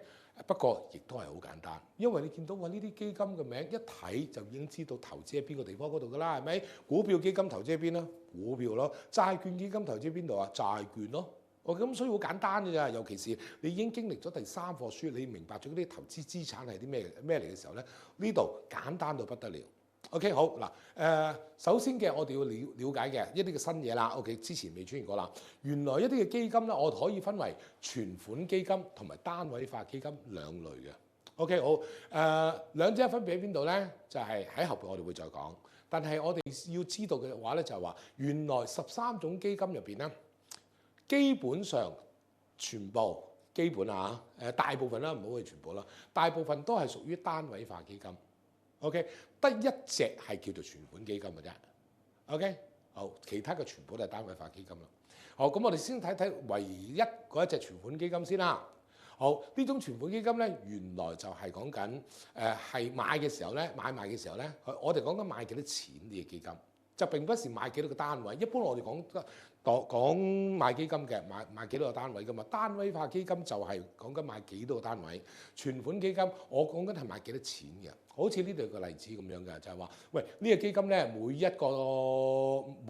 每買即係每買呢個基金嘅時候咧，我哋係講緊1000蚊咁買嘅。OK。好，就係咁簡單嘅一回事。而呢個存款基金咧，佢會投資喺邊啲地方咧？我哋好熟悉㗎啦，短期貨幣市場工具，即係嗰啲銀行存款啊、政府票據啊、商業票據啊、銀行存款證嗰啲咧，記唔記得啊 ？OK 好，其實就係投資呢啲地方嗰度。嗱，頭先講嘅，喂，銀行存款喺銀行借錢俾政府、借錢俾企業，嗰個回報係點啊？一直都係講過好低㗎嘛，原因係個風險都低啊嘛。OK， 呢個存款基金就係呢個特性啦。OK， 好，咁除咗頭先所講嘅考試嘅時候，我哋要留意嘅就係話佢係講緊係用幾多錢去買之外啦，我哋要記住就係佢一般就係投資喺短期貨幣市場工具嗰度。OK， 咁個特色就係低風險咯，低回報咯。OK， 咁簡單啦，所以我跟住落去嘅12種嘅全部都係單位化基金㗎咯。OK， 好嗱，第二隻。存款基金債券基金嗱，債券基金好明顯啦，咪就投資喺債券嗰度啦。我哋認識咗嘅債券係邊啲人發行㗎？可能係政府，可能係大企業，可能係銀行之類咁樣，佢哋都會係發行呢啲債券基金。我哋亦都提過嘅喎，債券咧就係話市場嘅利率對佢係會有影響㗎嘛。市場利率升，債券價格跌；市場利率跌，債券價格就會升㗎嘛，會有呢個咁嘅關係喺度。所以我哋見到啦，優點同埋缺點都係同個利率有關。你記住呢啲嘅內容，咁就夠考試㗎。好，跟住下一隻股票基金咯。股票基金就係啦，投資喺股票嗰度咯。投資股票風險高唔高？係高嘅。OK， 咁但係我哋見到一樣嘢咧，就係話我哋亦都喺之前咧睇過一個恒生指數嗰個走勢圖㗎嘛，係咪？長遠嘅時候，一般都係傾向上嘅。我哋嘅股票市場係咪 ？OK 好，咁所以啦，我哋會見到股票基金有個好大嘅特色，要記啦，就係歷來個回報率係較高㗎。OK， 因為我哋會見到股票個走勢會持續向上啦。OK， 亦都可以同通脹作對沖。OK， 即係話長遠嚟計係會跑贏通脹。OK， 咁呢啲係要留意嘅地方咯。好，其他嗰啲嘅可以參考一下啦。好，跟住指數基金啦，指數即係嗰啲恒生指數啊、道瓊斯指數啊、納斯達克指數嗰啲咧。OK， 好啦，你試下諗下啦，如果你係基金經理嘅話，你會覺得你管理指數容易啲啊，定因為管理股票容易啲啊？嗱，係啦，一定係指數，因為指數你數嚟數去，我哋熟悉嘅指數咪得10零廿隻，係咪？但係股票咧，淨係香港都2000幾隻，係咪？咁所以管理個指數咧，相對係會容易啲嘅。咁所以咧，喺指數基金入邊咧，有個好特別嘅名稱。嗱，佢獨有嘅名稱咧，考試喺呢啲部分就中意出㗎啦。OK， 就係呢個無為管理。請大家記住佢無為管理啦。OK， 好，咁嗱，佢仲有個特色喎，就係呢個指數基金咧，一般唔可以超越大市嘅。OK， 原因係咩啊？喺股票嗰個部分，我同大家講過噶啦，因為佢本身就係大市嚟噶嘛，咁佢點可以超越大市咧？係咪 ？OK， 好，跟住啦，認股權證基金係啦，咁就係嗰啲窩輪啦，係咪 ？OK， 亦都學過啦。一直都係噶啦。我哋如果講到投資喺窩輪、投資喺期權嘅時候，大家個感覺都一樣噶嘛。OK， 就係個風險好高，有幾高啊？記住佢啦，就係風險係異常咁高，佢用呢個形容詞嘅形容，亦都係啦。咁多種基金入邊咧，淨係得呢一隻咧係用呢個形容詞嘅啫，所以考試係好中意出呢啲個獨有嘅嘢啦。好啦，風險異常咁高，點解我願意係投資喺一啲風險異常咁高嘅地方嗰度啊？因為我都期望我個回報係異常咁高啦。OK， 好，咁呢個亦都係考試嘅重點喺呢度咯。好，跟住環球基金亦都簡單啦，個名話咗俾你聽啦。環球基金我哋投資喺邊度啊？環球市場嗰度，我嘅投資喺唔同嘅國家地區嗰度。OK， 好，一講到喂投資喺唔同嘅地區、唔同嘅國家，大家即時會聯想到噶啦。點解要咁做啊？咪就係分散個風險咯，係咪 ？OK， 咁所以啦，環球基金最大嘅特色就係可以分散投資，因為我哋係投資喺國際市場嗰度。OK， 好，咁但係我哋亦都會面對一啲嘅特別啲嘅風險咯，就係貨幣政治風險。貨幣就即係話嗰啲匯率嗰啲風險啦，係咪？政治風險就係我哋投資喺如果牽涉到嗰啲地方嘅時候咧，嗰啲政治係特別係敏感嘅話咧，咁就可能會影響到嗰個投資嘅表現㗎啦。好，跟住嗰個範圍縮窄咗咯。由成個環球而家縮窄到淨係投資喺某一個地區、某一個國家，例如話我哋投資喺啲大中華嘅基金啊，即係大中華市場啊，又或者係我淨係投資喺美國市場啊咁樣。OK， 咁相對嚟講咧，個風險咪會高咗啦，係咪 ？OK， 好，咁嗱，而地區個別基金考試冇乜嘢考㗎，咁啊純粹知道啊投資喺某一個國家、某一個角度咁就 OK 㗎啦。好，跟住專門基金咯，呢次個範圍又再縮窄咗咯。我淨係投資喺某一個行業嗰度，例如話我淨係投資喺科技股啊，我淨係投資喺環保股啊，或者淨係投資喺一啲嘅資源股啊咁樣。OK， 咁嗱，投資喺單一行業嘅時候咧，咁我哋會發覺哇，個風險係相對係高好多好多。原因係喂嗰個行業如果係一冧嘅時候咧，咪影響會有個好大嘅影響咯，係咪？咁所以啊，專門基金相對嚟講咧，個潛在風險係仲高啲。咁啊，當然啦，高風險我哋期望個回報亦都係高啲啦。相對嚟講，專門基金考嘅嘢唔多，因為佢冇乜嘢考你。OK， 咁淨係記住高風險嘅期望回報高咁就 OK 啦。好，跟住收益基金啦，去到好啦，收益基金係點樣咧？嗱，有時睇個名有少少混淆喎。收益係咪一啲進取嘅基金咧？非也。相對嚟講咧，佢係講緊收益嘅意思咧，就係一啲叫穩定嘅收益。OK， 穩定嘅收益咪收息啊嗰啲咁咪穩定咯，係咪？包括係投資喺優先股啦，一啲固定嘅利息啦，債券嘅票息啦。OK， 同樣地都係啲固定嘅利息嘅。OK， 穩定定啦。個風險有幾高咧 ？OK， 係中度風險，我哋叫做 OK。咁同樣地㗎啦，永遠呢個世界都係咁樣㗎啦。如果我哋係靠收息為主嘅話咧，個資本嘅增值嘅機會係相對細。OK， 因為個炒賣價值相對會較低㗎啦嘛，係嘛 ？OK， 一個平穩啲嘅投資啦。好，跟住均衡基金啦，均衡基金呢個亦都出得多嘅。有機會我會覺得股票基金風險太高，債券基金個回報又太低喎。咁我攞兩者嘅平衡咯。OK， 咁呢個就係叫做均衡基金啦，就係話同一時間我又投資股票，又投資喺債券市場。OK， 做到一樣嘢係咩咧？同時達到收益同埋資本增值，但係亦都可以避免咗承擔過度嘅風險啦。OK， 咁係啦，咁要明白呢樣嘢啦。好，咁跟住增長基金啦，嗱，增長呢一次咧就真係進取啲嘅基金咯。呢個考試出得多嘅。OK， 我哋要知道佢投資喺邊度啦，就係有增長潛力嘅小型公司。OK， 嗱，股票基金我哋投資喺股票嘅，但係一般咧我哋嘅形容咧就係投資喺一啲嘅藍籌股啊，一啲嘅成分股嗰度。增長基金我哋會投資喺一啲嘅二三線股嗰度。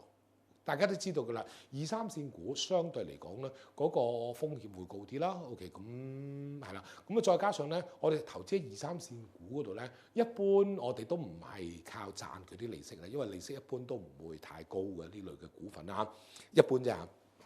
但係佢嘅炒賣價值係可能係會大啲，咁我哋就會係博取佢嘅咩咧？最大程度嘅資本增值，而唔係為咗賺到股息。OK， 呢個就係個重點啦，得唔得？好，咁跟住保證基金，嗱，保證基金咪出得多㗎。點解咧？因為佢又有個喺書本入邊亦都有個特色咯。個特色係乜嘢啊？冇本金風險，冇風險嘅喎，佢形容到 OK， 原因係咩啊？保證啊嘛，就係咁嘅意思咯。OK， 咁記住冇本金風險啦。呢個考試保證基金出得嘅時候咧，通常都係出冇本金風險呢一個內容噶啦。好，跟住一個啦，基金中的基金，話好犀利個名啊！基金中嘅基金喎，即係咩意思咧？就話我呢次呢個基金咧，我就係唔係投資喺呢個資產嗰度，我係投資喺人哋嗰啲基金嗰度。我點解咁做啊？因為嗰一啲嘅基金，佢個一直以嚟嗰個回報係做得好咯，個表現做得好咯。咁我索性我呢隻基金咧就係買佢哋嘅基金啦。OK， 有個好大嘅好處嘅。就係話，喂，人哋嘅嗰啲基金可能得一個基金經理去管理住啫嘛。但係我呢次係點樣啊？我呢個基金經理去睇住人哋嘅基金經理喎，係嘛 ？OK， 咁所以咧，我哋可以做到一個多元化嘅專業管理啦。但係亦都有個好大嘅唔好處喎，人哋就養一個基金經理，但係我買咗呢個基金嘅時候點啊？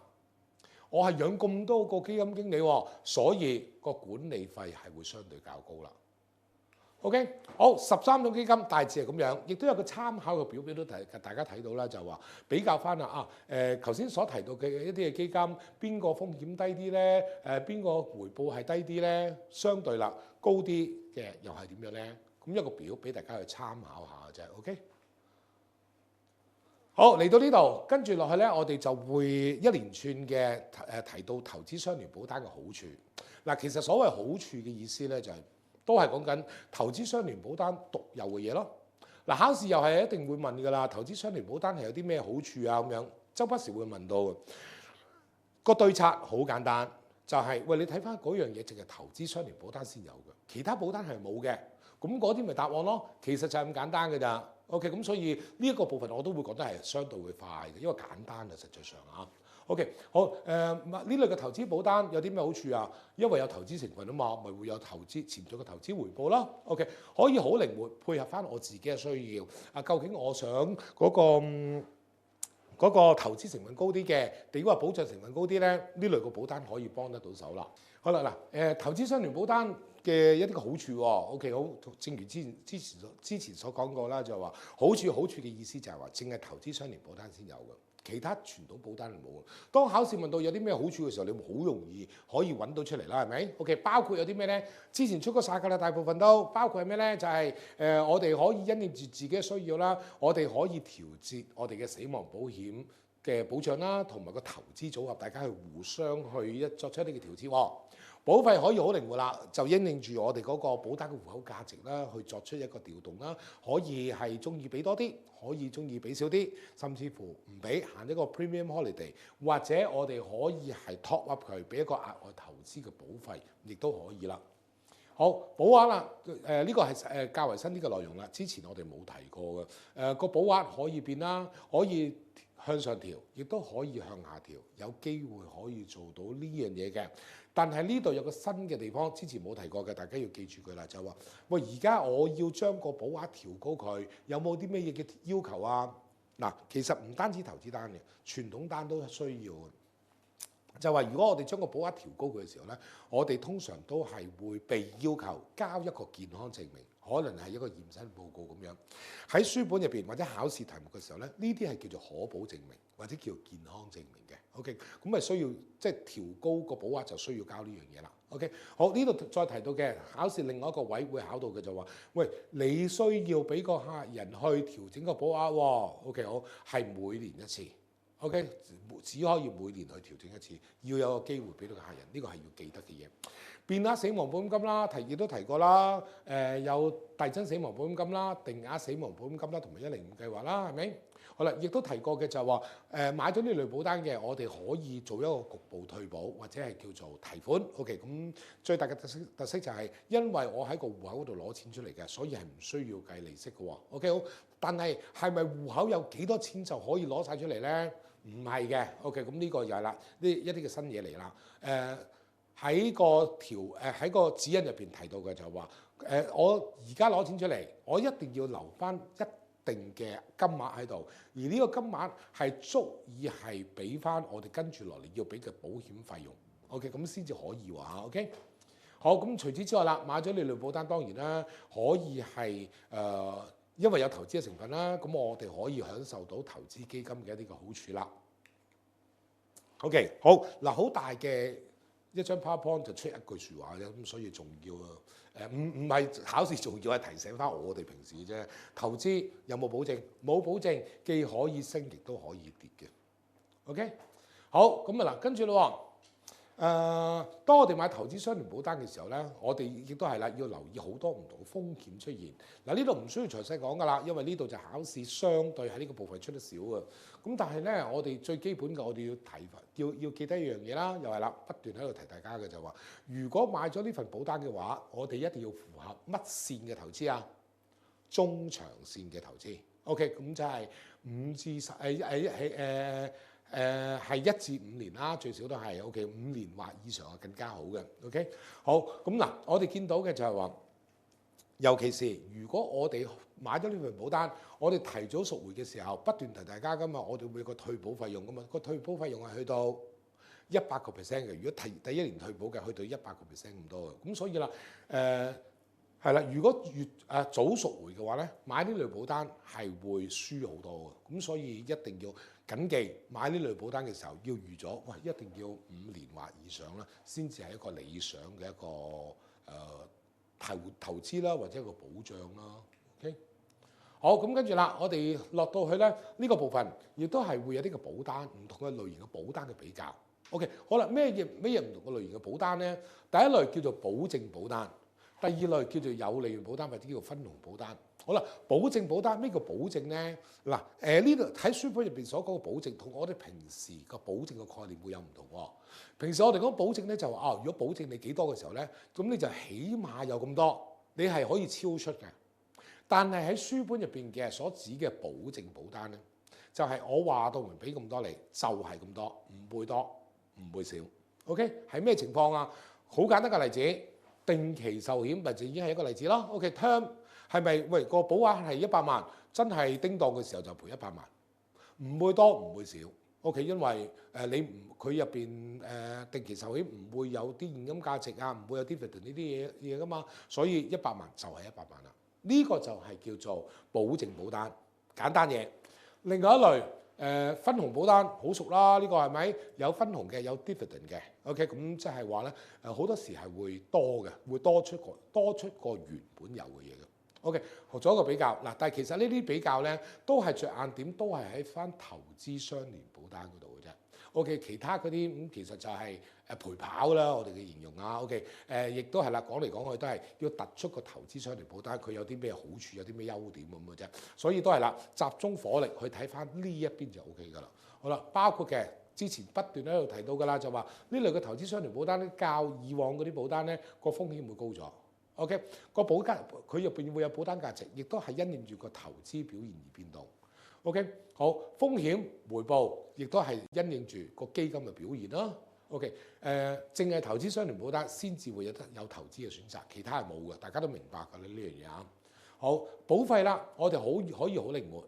死亡保險金有唔同嘅選擇 ，OK， 可以變額啦 ，OK 好，亦都可以亦都係會因應住我哋嘅投資嘅表現而變動啦 ，OK， 亦都會有啲咧就係有個最低嘅保證嘅死亡保險金啦，死亡保險金嘅選擇遞增定額105計劃等等啦 ，OK， 全部都淨係投資相連保單先有嘅，未完仲有嘅呢類單有現金價值，現金價值又係因應住投資表現。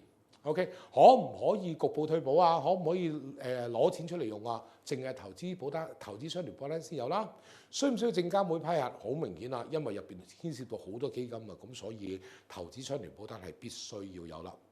OK， 好簡單啊，所以啊 ，OK 好，咁啊睇睇考試題目點樣出嚟又好啦。人壽保險嘅保費率係由啲乜嘢去釐定嘅咧？傳統嘅人壽保險保費。簡單嘢啦，係咪？保險成本會唔會關事？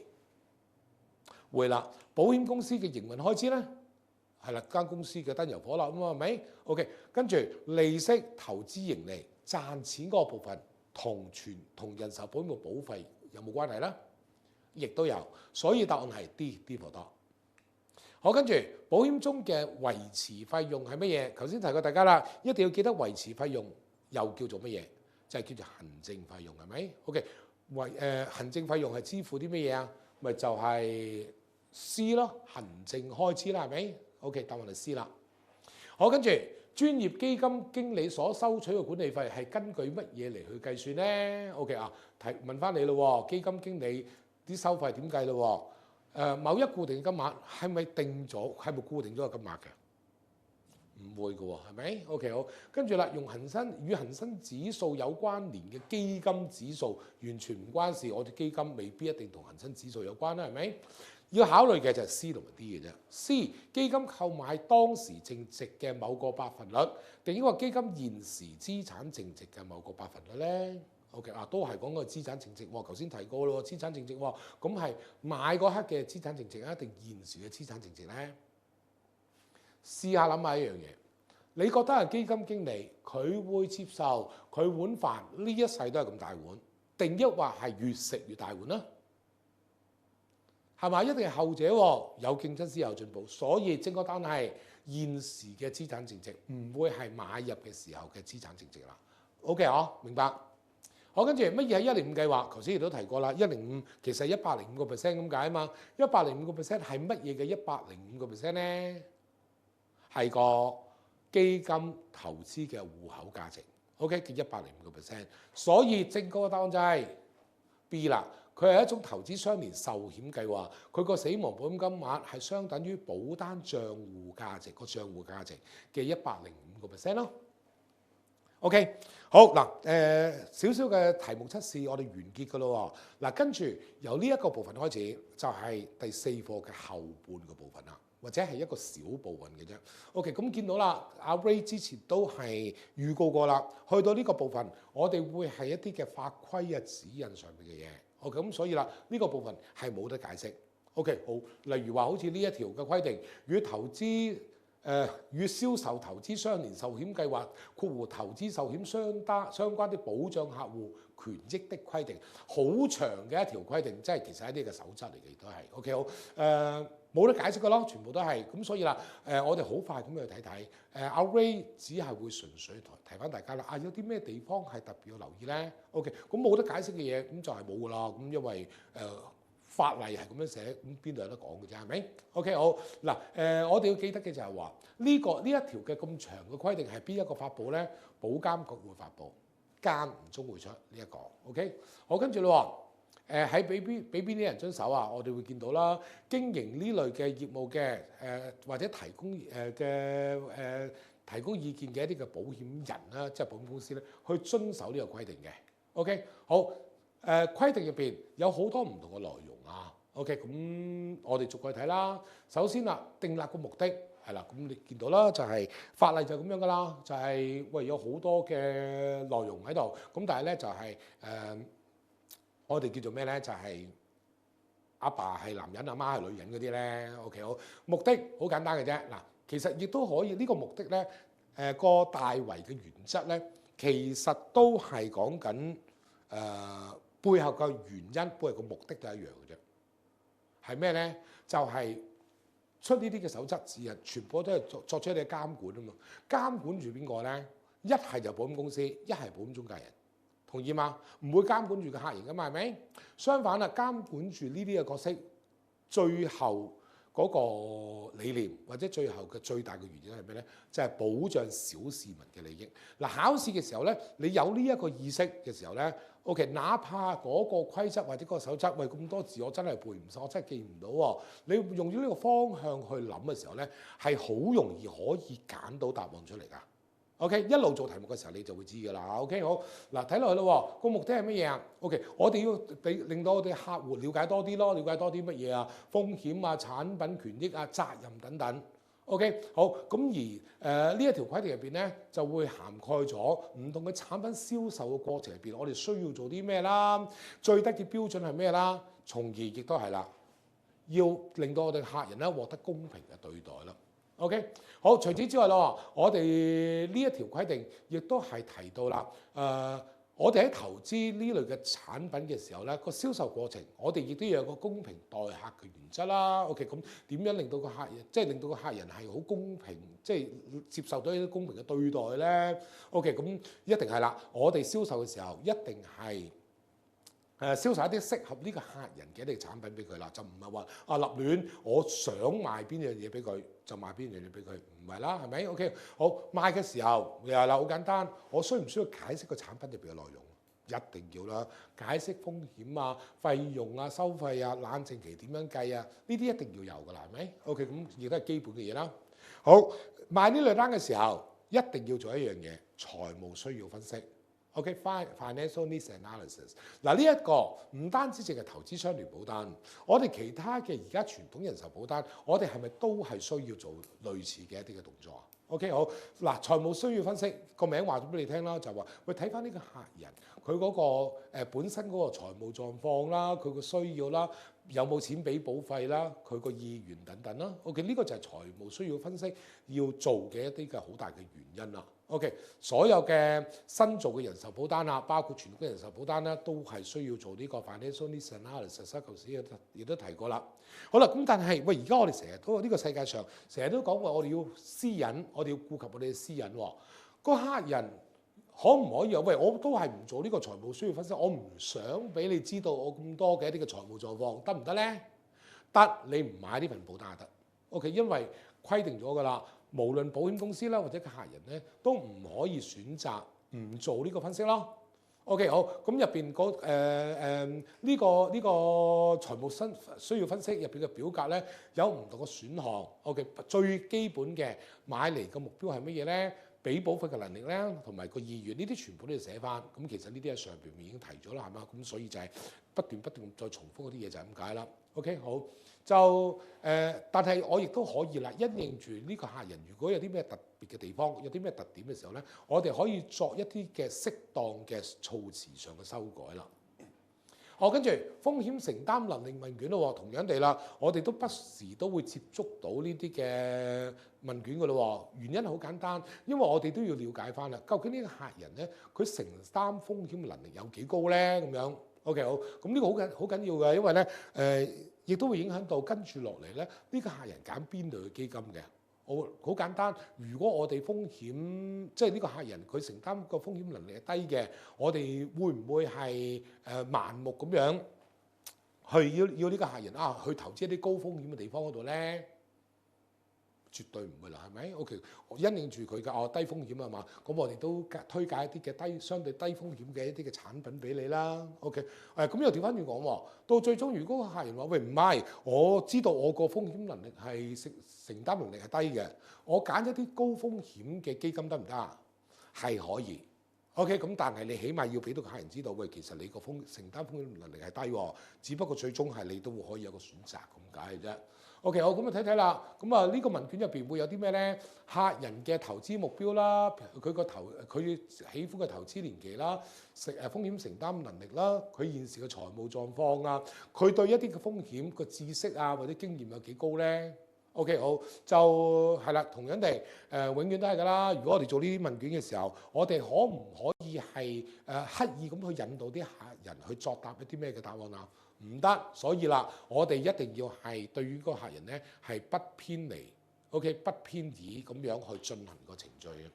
好，咁如果客人係申請一啲額外投資，咁點樣？咁就需要完成呢個財務需要分析，即係啱啱頭先所提到嘅啦，同埋呢個風險承擔能力問卷嘅程序。OK， 好，因為佢係再次申請，所以唔需要，一般嚟講唔需要再次進行㗎啦，除非佢係相隔嘅時間係好長嘅啫。好，跟住啦，有份叫做重要資料聲明書、投保人聲明書，同埋一啲嘅酬勞披露喎。OK， 好啦，重要資料聲明書係講緊咩咧？我哋係當銷售呢類保單嘅時候咧，我哋要提供一啲嘅資料俾個客人啦，話翻俾佢聽啦。喂，呢個產品有啲咩特別之處啊？承擔個風險係幾高啊 ？OK， 好。亦都要求個客人咧簽翻一份叫做投保人聲明書啦，證明翻喂佢都知道呢啲嘅產品係啲咩嚟嘅。OK， 亦都知道個風險是什麼。OK， 從而啦，當我哋個客人了解咗呢兩份嘅一啲嘅資料之後咧，咁亦都係會影響到最終個酬勞究竟係點樣計法咧？咁樣即係話我哋收嘅 commission 係點樣計法咧？OK， 放心，就唔係一個實數嚟嘅。咁我哋就係會監管機構嘅要求咧，就係我哋要披露翻個計法咁解嘅啫。OK， 好，咁跟住啦，另外一個部分啦，呢個規定嘅另一個部分咯，合適性評估同埋產品披露有效管控同埋程序。OK， 簡單地講就係話，喂，我哋要設立嗰啲機制啊、啲監控措施啊，去睇翻啦，究竟個銷售過程啦，或者保險中介人啦合唔合規啦，有冇適當咁樣去披露當中嗰啲風險啊、一啲嘅產品入邊嘅內容啊等等啦。OK， 好，跟住仲有嘅未完嘅呢個規定啊，售後監控又係啦，咁就係因為而家都監管機構都好着重客人嗰個保障啦，咁所以啦就係話各大嘅保險公司唔該你都要做一啲嘅售後監控嘅措施啦。OK， 包括係咩咧？頭先我哋提到嘅有個重要資料聲明書啦，同埋申請人聲明書嘅副本啦，我哋要 send 翻俾個客人，等個客人再次睇翻，其實我係了解咗呢樣嘢喎，我睇過呢啲嘢嘅喎。咁啊，再加上啦，保險公司應該係賣完呢類單之後，跟住你要打翻電話俾個客人，再問翻佢啦。喂，其實你知唔知你自己買緊乜嘢㗎？OK， 你個保障係乜嘢啊？要問翻佢。又或者有另外一個做法，係現場進行錄音都得。OK， 咁就留翻個證據啦。好，咁跟住啦，頭先亦都提過啦，財務需要分析啦，同埋風險承擔能力問卷啦。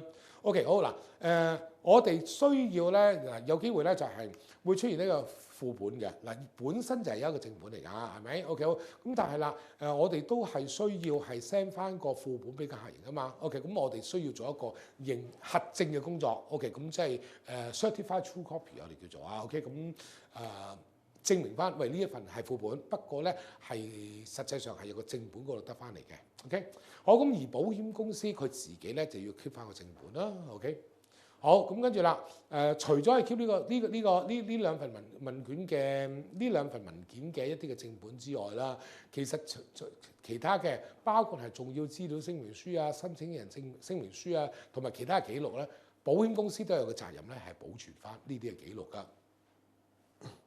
好，除咗啱啱所出嘅一條嘅規定之外咧，其實監管機構亦都有個要求，就係話我哋銷售呢類投資相連保單嘅時候咧，有啲嘅資料我哋一定要披露翻俾個客人喎。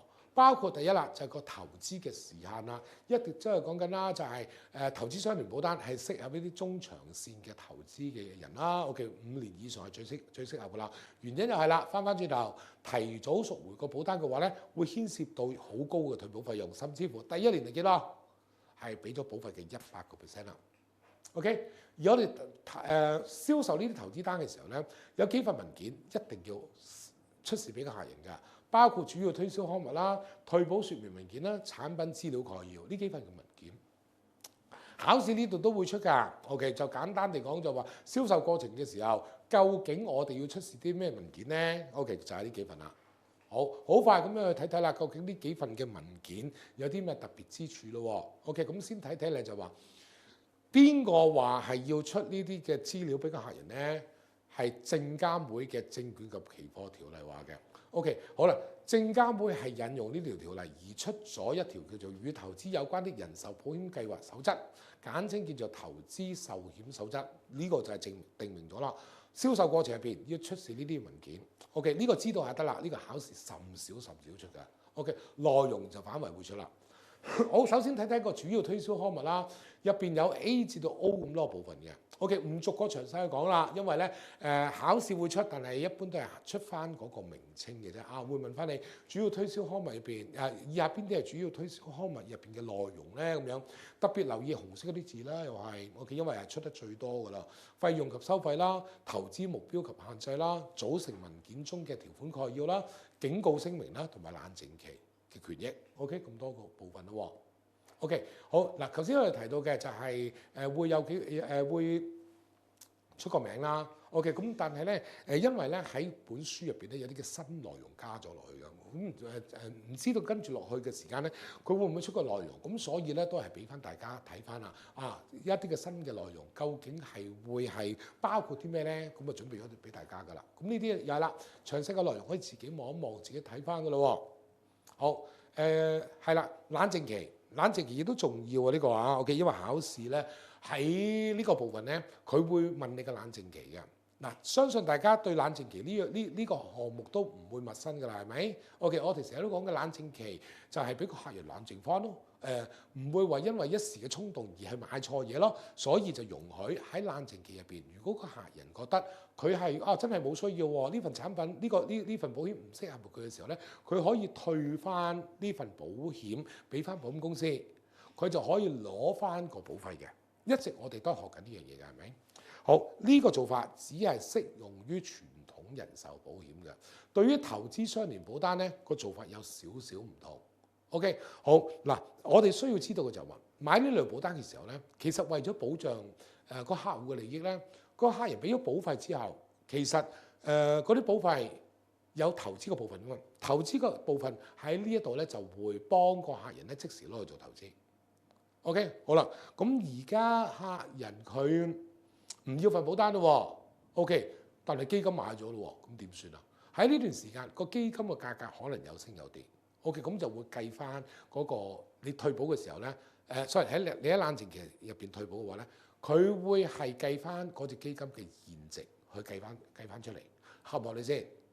合理。再加上啦，投資相連保單入邊會牽涉到好多個費用啊嗰啲㗎嘛。OK， 好，你唔要份保單唔緊要，但係嗰啲費用講明係個客人去俾㗎嘛，所以你退保嘅話咧，呢啲嘅費用全部都係會扣減咗，扣減完之後咧，剩翻嘅錢咧先至會俾翻個客人嘅，得唔得？可唔可以 ？OK， 而頭先所講嘅一啲嘅基金嘅價格嘅轉變啊，一啲牽涉到其他嘅費用等等咧，呢一嚿東西我哋有個名嘅，就叫做市值調整。喺後邊我哋會出現啊呢個名嚇。OK， 咁2章之後我哋就會出現嘅。陣間我會再提翻大家啦。OK， 好嗱所以有少少唔同㗎。好，咁但係個計法係點樣咧？計法係一樣嘅啫。OK，我哋一直都係講緊嘅冷靜期嘅計法係21日。OK， 21日係點計啊？好似呢度咁樣啦，就係發出通知書當日起計，或者係保單交付之後起計嘅21日。OK， 以較前者為準，亦都即係話啦，睇翻個日子係邊一個較前咯。咁嗰個就係冷靜期嘅最後嘅一日啦。OK， 好啦，即係係啦。咁記住發出通知書同埋保單交付嘅21日啦。咁呢個考試係會問到嘅嘢咯。OK， 仲要較前者為準啊。OK， 咁頭先亦都提過啦，就話一般嘅我哋就可以係攞翻個保費嘅，但係投資單嘅我哋係會扣翻個市值調整啦，就係頭先所講嘅一啲嘅東西啦。OK， 好，就減翻之後咧，先至會係即係退翻剩餘嘅銀碼咧個金錢咧，俾翻個客人嘅。OK， 好嗱，亦都係要保障個客人咧，所以咧官方機構亦都有要求就係話各大保險公司請你咧喺9日之內，即係話嗰張保單批咗之後咧，9日之內要交到張保單個俾個客戶，而入邊咧亦都要擺咗一個冷靜期嘅通知書喺邊。話翻俾個客人聽，喂，原來咧佢有呢個冷靜期嘅安排喎，即係確保個客人一定知道啦。冷靜期入邊退保佢有啲咩權益咧？又或者甚至乎俾個客人知道，喂，其實你係有個冷靜期㗎，你可以冷靜落嚟再考慮翻呢張保單啱唔啱你嘅。OK， 好嗱，入邊會提到啲咩咧？官方機構有個要求就係話，包括係嗰份人壽保單可以領取同埋個屆滿日係幾時？即係個冷靜嗰個屆滿日啊。OK， 係幾時咧？係俾個客人咧重新考慮翻佢有呢個冷靜期嘅權利啦。OK， 佢退還個保費嘅一個權利啦，要俾佢知道啦。好啦，咁喂，咁你要退保，你要喺冷靜期入邊退保嘅話，咁你都要知道聯絡邊個㗎？客戶服務部嘅資料一定要俾到佢。OK， 好啦，咁仲有咯，就係講到明㗎啦，就話喂，如果個保單交付咗之後9日之內，你仲未收到個保單嘅話咧，你應該要盡快通知個保險公司。但係呢個其實有啲特別㗎。OK， 應該係交咗個遞送咗個保單先會收到呢個冷靜期通知㗎，係咪？咁但係咧，佢就話俾你聽咧，9日即係收到個保單之後9日內你都未收到保單咧，你就通知翻聯絡翻保險公司咁樣。OK， 特別啲啊呢個啊，我哋叫做啊。OK， 好嗱，亦都係啦，因為要保障個客人咧，咁所以呢啲嘅冷靜期權益咧，除咗係頭先嗰份冷靜期通知書之外咧，其實喺個客人嘅範疇咧，喺好多唔同嘅地方，佢哋都會知道呢個冷靜期嘅安排嘅，包括係投保嘅時候咧，我哋填份 App form 啦，入邊會有冷靜期嘅權益啦。OK， 亦都會有個通知啦，頭先講過啦，同埋啦喺個保單嘅封套或者封面嗰度咧，亦都會列明呢個冷靜期權益嘅。好嗱，啱啱我哋提到講完冷靜期咯喎，咁跟住落去我哋去另一個話題去睇睇啦，轉保啦。轉保呢個名稱唔係新㗎啦，我哋成日都聽到㗎啦。咁但係真正嘅定義係咩咧？我哋睇睇啦，呢個考試都會考到啊。轉保嘅定義包括咧就係而家呢個人佢係而家或者曾經係擁有緊人壽保單。OK， 而呢個人咧，佢亦都係即係呢個又或者係呢個而家有份保單，佢嘅保單持有人。OK， 係等於跟住落去，佢再買一份人壽保單嘅保單持有人。當然啦，就係如果講轉保嘅時候咧，佢係放棄咗之前嘅保單啦，再去買啦，咁兩個情況都係啦。OK， 又或者係未必係將個保單完全係唔要舊嗰張保單，佢可以有機會咧，即係將而家個保單嘅部分嘅現金價值，或者係減少，即係一啲法例啊咁啊，減少個保單嘅，即係俾少呢個保費，即係減翻個保費。而從多咗出嚟嘅錢咧，去買過另外一份新嘅保單咧，呢個就叫做轉保啦。OK， 好，跟住咯喎，嗱，其實為咗保障客人啦，咁監管機構出咗一份叫做重要資料聲明書轉保。OK， 呢一份文件，我嚟做咩嘅咧？其實真係提翻個客人啦。喂，其實如果你轉保嘅話咧，你係會有啲乜嘢嘅影響咧對你？OK， 咁大家都知道嘅，做呢個行業都知嘅。如果個客人做轉保嘅話咧，唔多唔少對佢嚟講咧，都可能會有啲嘅損失嘅喎。OK， 好，咁所以就出咗呢個聲明書啦。OK， 好，提醒翻個客人，喂，其實咧你要知道轉保嘅時候咧，有啲嘢係對你不利嘅。OK， 從而提醒翻個客人，喂，你真係諗清楚啦，你係咪真係需要買嗰一份新嘅保單先 ？OK， 好，而我哋作為保險中介人啦，我哋亦都要解釋翻俾個客人聽，喂，究竟對佢嘅影響啊，個風險會幾大咧？好，到最終啦，如果客人佢都知悉一切啦，佢都係簽呢個重要資料聲明書，證明佢知悉一切啦。OK， 保險公司亦都有個責任啦，佢需要保管翻個正本，而將個副本咧係提供翻 send 翻俾個客人。OK， 好嗱，轉保就咁樣咯喎，咁跟住啦，有個送贈禮品指引啊。OK， 送贈禮品指引。好啦，我哋作為一個保險中介人，我哋可唔可以送禮俾個客人咧 ？OK， 好嗱，我哋睇到啦，唔單止保險中介人㗎，連帶保險公司都係㗎。如果而家我係營銷、推廣、分銷長期保險產品，簡單地講就係話，因應住如果呢個客人佢係而家我出一個送一個禮物，個目的啊，我哋睇個背後目的啊，係為咗要佢買呢份保單嘅話咧，呢個就係唔可以做嘅。OK， 但係有啲咩情況可以做啊？純粹一啲嘅聯誼啊，又或者係一啲季節性嘅一啲嘅送贈啊，又或者係做一啲嘅特別嘅推廣，背後個原因唔係叫個客人去買保單嘅話咧，呢啲情況就係可以做嘅。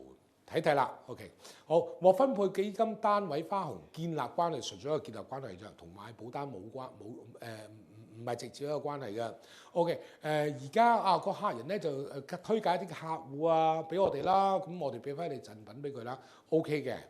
喺個講座期間，大家都可能都會好多時都會參加一啲嘅講座啊，有啲嘅小禮物會收到啦，同個買保單冇關係嘅。OK， 一啲嘅推廣嘅活動 ，OK， 一啲冇一啲額外收費嘅一啲嘅。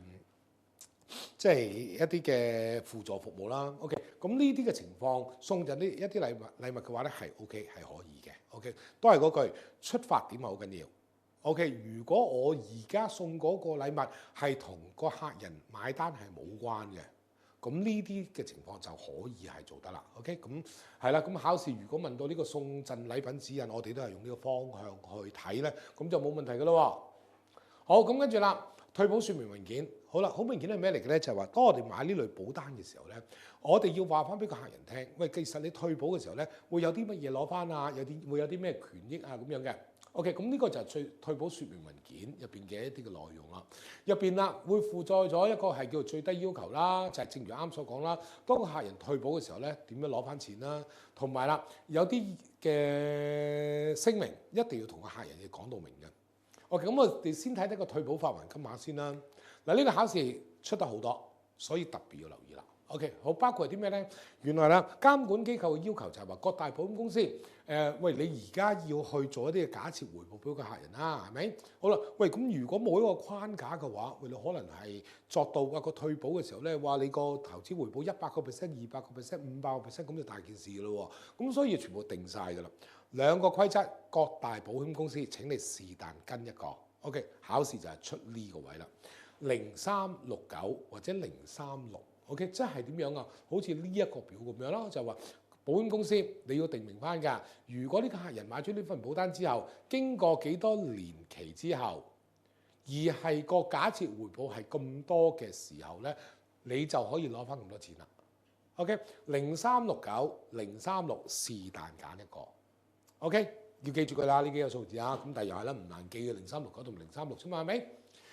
好啦，咁就係啦，會有呢個要求啦。咁亦都係啦，退保説明文件入邊咧，亦都提到一啲嘅規定聲明啦，都係其實都係話翻俾個客人聽，喂，你真係諗清楚喎，買呢類保單唔係咁簡單嘅喎，因為牽涉到投資嘅喎。所以啦，呢度規定嘅聲明包括係咩咧？回報率僅作説明之用啦。提早終止張保單嘅話咧，你可能會有損失啦。同埋好緊要嘅就係個客人確認翻佢已經明白咗，或者係已經睇過晒呢份文件㗎啦。OK， 好，咁喺退保説明文件入邊咧，亦都有個部分咧，就係話有機會咧，有啲客人嘅要求咧，我哋係即係原本我哋係提供嘅嘢咧嘅資料咧，佢可能覺得唔夠，佢想要我哋要補充多啲。好，咁究竟我哋做唔做得咧？理論上係做得嘅，但係實際上咧唔知得唔得，你睇睇就知㗎啦。包括第一就係喂，個客人有要求喎，咁得嘅做俾佢，不過證監會唔會批先得？證監會因應住啲乜嘢嘅情況係批你呢一次嘅申請咧？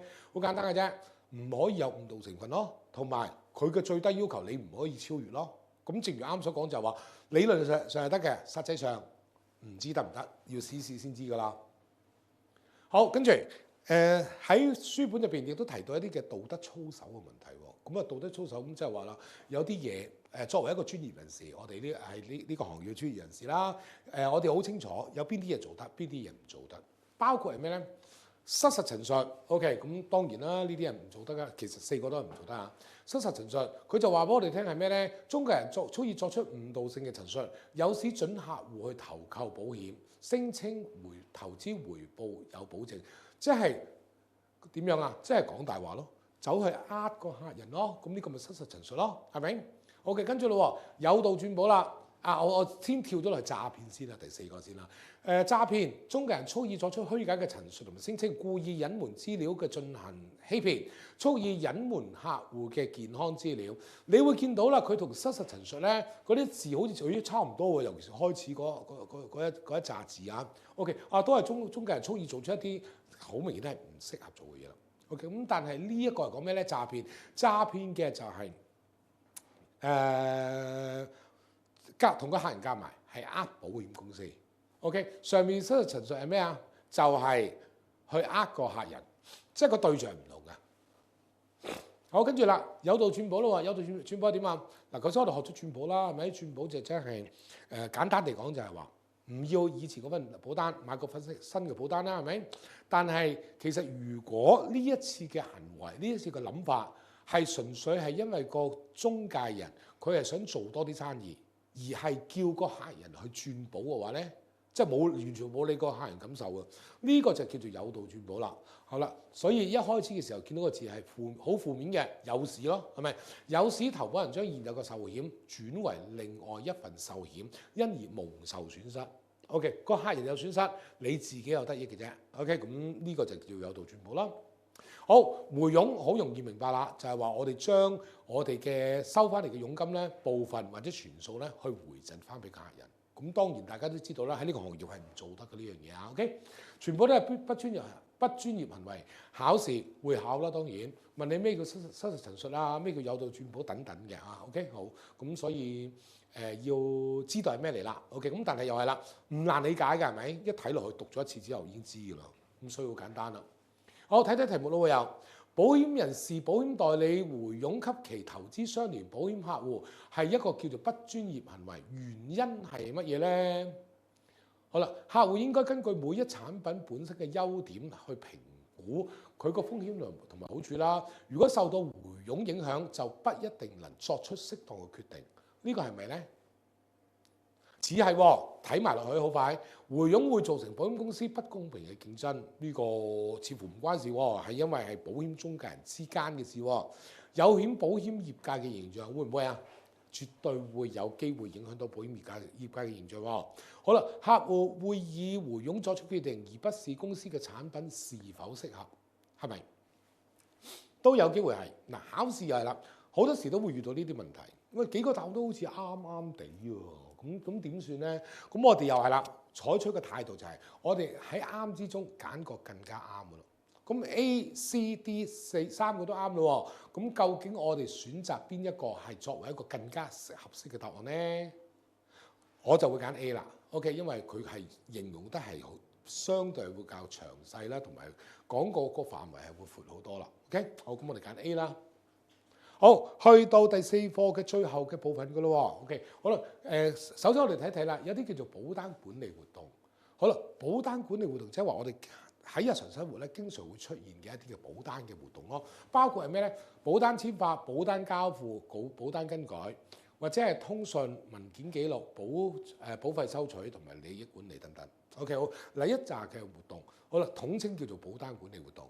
冇嘅，呢個考試係會出咁解咯，會問你乜嘢叫做保單管理活動咯，咁你就識得揾翻晒呢幾個答案出嚟，咁就 OK 㗎啦。好，跟住喺我哋買咗啲保單嘅時候咧，有機會當中一啲嘅內容會更改嘅。OK， 好，咁呢度就同大家睇翻啦，究竟喺保單入邊，無論傳統上或者投資單上邊，有啲乜嘢會更改嘅嘢咧？呢個保單更改係常出，幾乎每一份卷都會出到嘅。OK， 咁但係你要知道，喂，更改會有好多唔同類型嘅更改喎。咁我哋要分得出佢哋嘅分別，分得出嘅考試冇問題。OK， 好，先睇睇啦。無論傳統單、投資單都會作出嘅更改，包括一啲嘅非財務或者財務上嘅更改。嗱，考試又會問到嘅，就係以下邊啲係屬於非財務嘅更改或者財務上嘅更改咧？好啦，個分別在於乜嘢啊？非財務同埋財務，你咪即時聯想咯，同錢銀有關或者冇關。OK， 冇關嘅受益人轉讓地址、個人資料呢啲係咪全部都同錢銀冇關㗎？咪非財務上嘅更改咯。財務上嘅更改，保單復效、更改保單嘅繳付頻率、次數、改個保額、抵押貸款、退保，全部都係錢嚟嘅，係咪？全部都係財務上嘅更改咯，搞掂㗎啦。跟住啦，投資相連保單嘅更改，即係點樣啊？淨係投資單先會改嘅嘢。嗱，其實呢個咪就係又係翻去投資相連保單嘅好處嗰個部分咯。OK， 即係咩嘢？淨係投資單先至有嘅嘢，其他嘅傳統保單係冇嘅嘢。咁你就睇到啦。轉個保費額、轉換基金、暫停繳交保費，一望落去，淨係投資單先會改，傳統單冇啊嘛，根本冇呢樣嘢，咁點會有得改咧？係咪 ？OK， 咁所以考試出到呢啲題目嘅時候咧，又係啦，好輕鬆咁樣可以攞到，可以答到個即係揾到個正確答案㗎啦。好，跟住我哋作為一個保單持有人啊，我哋買呢類保單嘅時候咧，買咗之後，我哋會有2份嘅報告會收到。OK， 考試呢度都會出㗎啦，會有啲咩報告會出到會收到啊？包括保險結算單，就係我哋嘅 statement 都係啦。傳統保單我哋都會收到 statement 㗎啦，係咪 ？OK， 跟住有個基金業績報告 ，OK 個嘅分 performance report，OK 會有呢兩樣嘢。嗱，考試都會問到喎，喂，呢個保險結算單入邊有啲乜嘢個內容？基金業績報告入邊有啲咩內容？其實諗都諗得到㗎啦，係咪？保險結算單個內容來來去去就係話翻俾你聽咯。而家你張保單個保額係幾多，保費係幾多？點解？因為我哋講過投資相連保單保費保額嗰啲可以變㗎嘛，係咪 ？OK， 入邊會唔會提翻？而家我個保單嘅戶口價值係幾多啊？一定要話俾我聽㗎，係咪 ？OK， 我揀咗啲咩基金，需唔需要提翻我啊？轉嚟轉去轉咗，我都唔知我買咗緊啲咩啦，係咪 ？OK， 咁所以要提翻我啦。OK， 咁所以你係會諗得到嘅。OK， 基金業績報告如是，佢出嚟嘅目的係咩啊？話翻俾我聽，而家我揀呢隻基金，究竟個表現係點樣啊嘛？係咪？大家好多時喺你嗰個 Office 嗰度咧都會見到呢啲嘅一啲嘅 fund fact sheet 㗎。OK， 咁入邊會記載咗啲咩啊？喂，呢個基金咧而家咧會係投資喺呢個基金會投資喺邊啲嘅項目嗰度啊？嗰個比重個變有冇變化啊 ？OK， 有冇轉到一啲嘅特別人物啊之類，其實都係呢啲嘢嘅啫嘛，係咪 ？OK， 你朝住呢個方向，呢啲答案係一定揾得到嘅。OK， 咁好快再睇睇啦。咁究竟入邊會係咪真係有啲咁嘅內容咧？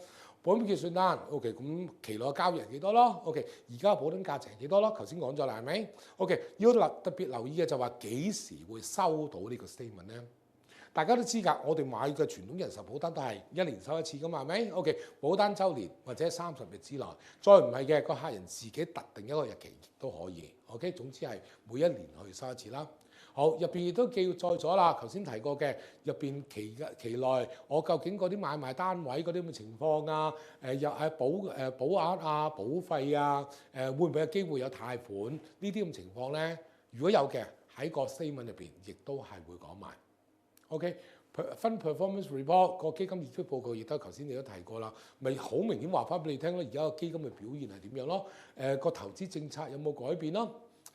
頭先冇提到嘅就係呢個啦，有個財務報表啊，究竟而家嗰隻基金入邊嗰個財務狀況係點樣咧 ？OK， 投資回報又作出一啲嘅比較啦，呢隻基金上市嘅時候幾多？而家對比於3年之後嗰個表現又點樣啊？5年嘅表現之類呢啲咁樣嘅比較啦。成個 profile 係有啲咩事啦？會收啲咩費用啦？呢隻當中嘅基金嘅投資目標啊、取向啊、限制啊，有冇當中嘅人物會變改啊咁樣？呢啲全部都係一啲我哋聯想得到。你話俾我聽個基金嘅表現、基金嘅業績係啲咩？咁一定係呢啲嘢嚟㗎啦，係咪？咁所以唔需要擔心咪又係都係有句睇一次夠考試㗎啦呢啲。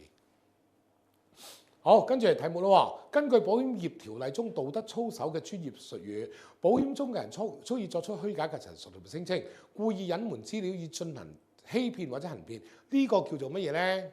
頭先提過㗎啦，係乜嘢啊？詐騙。OK， 係 A for Apple。好，投資相連保單管理活動包括係啲咩咧 ？OK， 好熟悉嘅名稱啦，保單簽發啦、保單交付啦、保單更改，3個都係。答案係 D for dot， 全部都係㗎咯。好，跟住下列哪項係或者哪些係萬用壽險嘅特色？嗱，考翻嚟卷3嘅嘢啫。OK， 萬用壽險有啲咩特色啊？卷3一直都有講㗎啦。最大嘅特色就係靈活咯，靈活個保費，因為個保費可以變，係咪 ？OK， 個保額可唔可以調整啊？好似可以喎都。有冇累積嘅現金價值啊？你投資得嘅，咁啊當然會有現金價值可以累積啦。OK， 提高保額需唔需要可保證明？頭先阿 Ray 提過大家㗎啦。但凡保單個保單入邊嘅保額提升嘅話咧，都係需要俾個健康證明，又叫做可保證明啦。咁所以答案咧就係 D 啦 ，D for dot。好嗱，嚟到呢度，我哋嘅第4課嘅內容告一段落㗎啦。OK。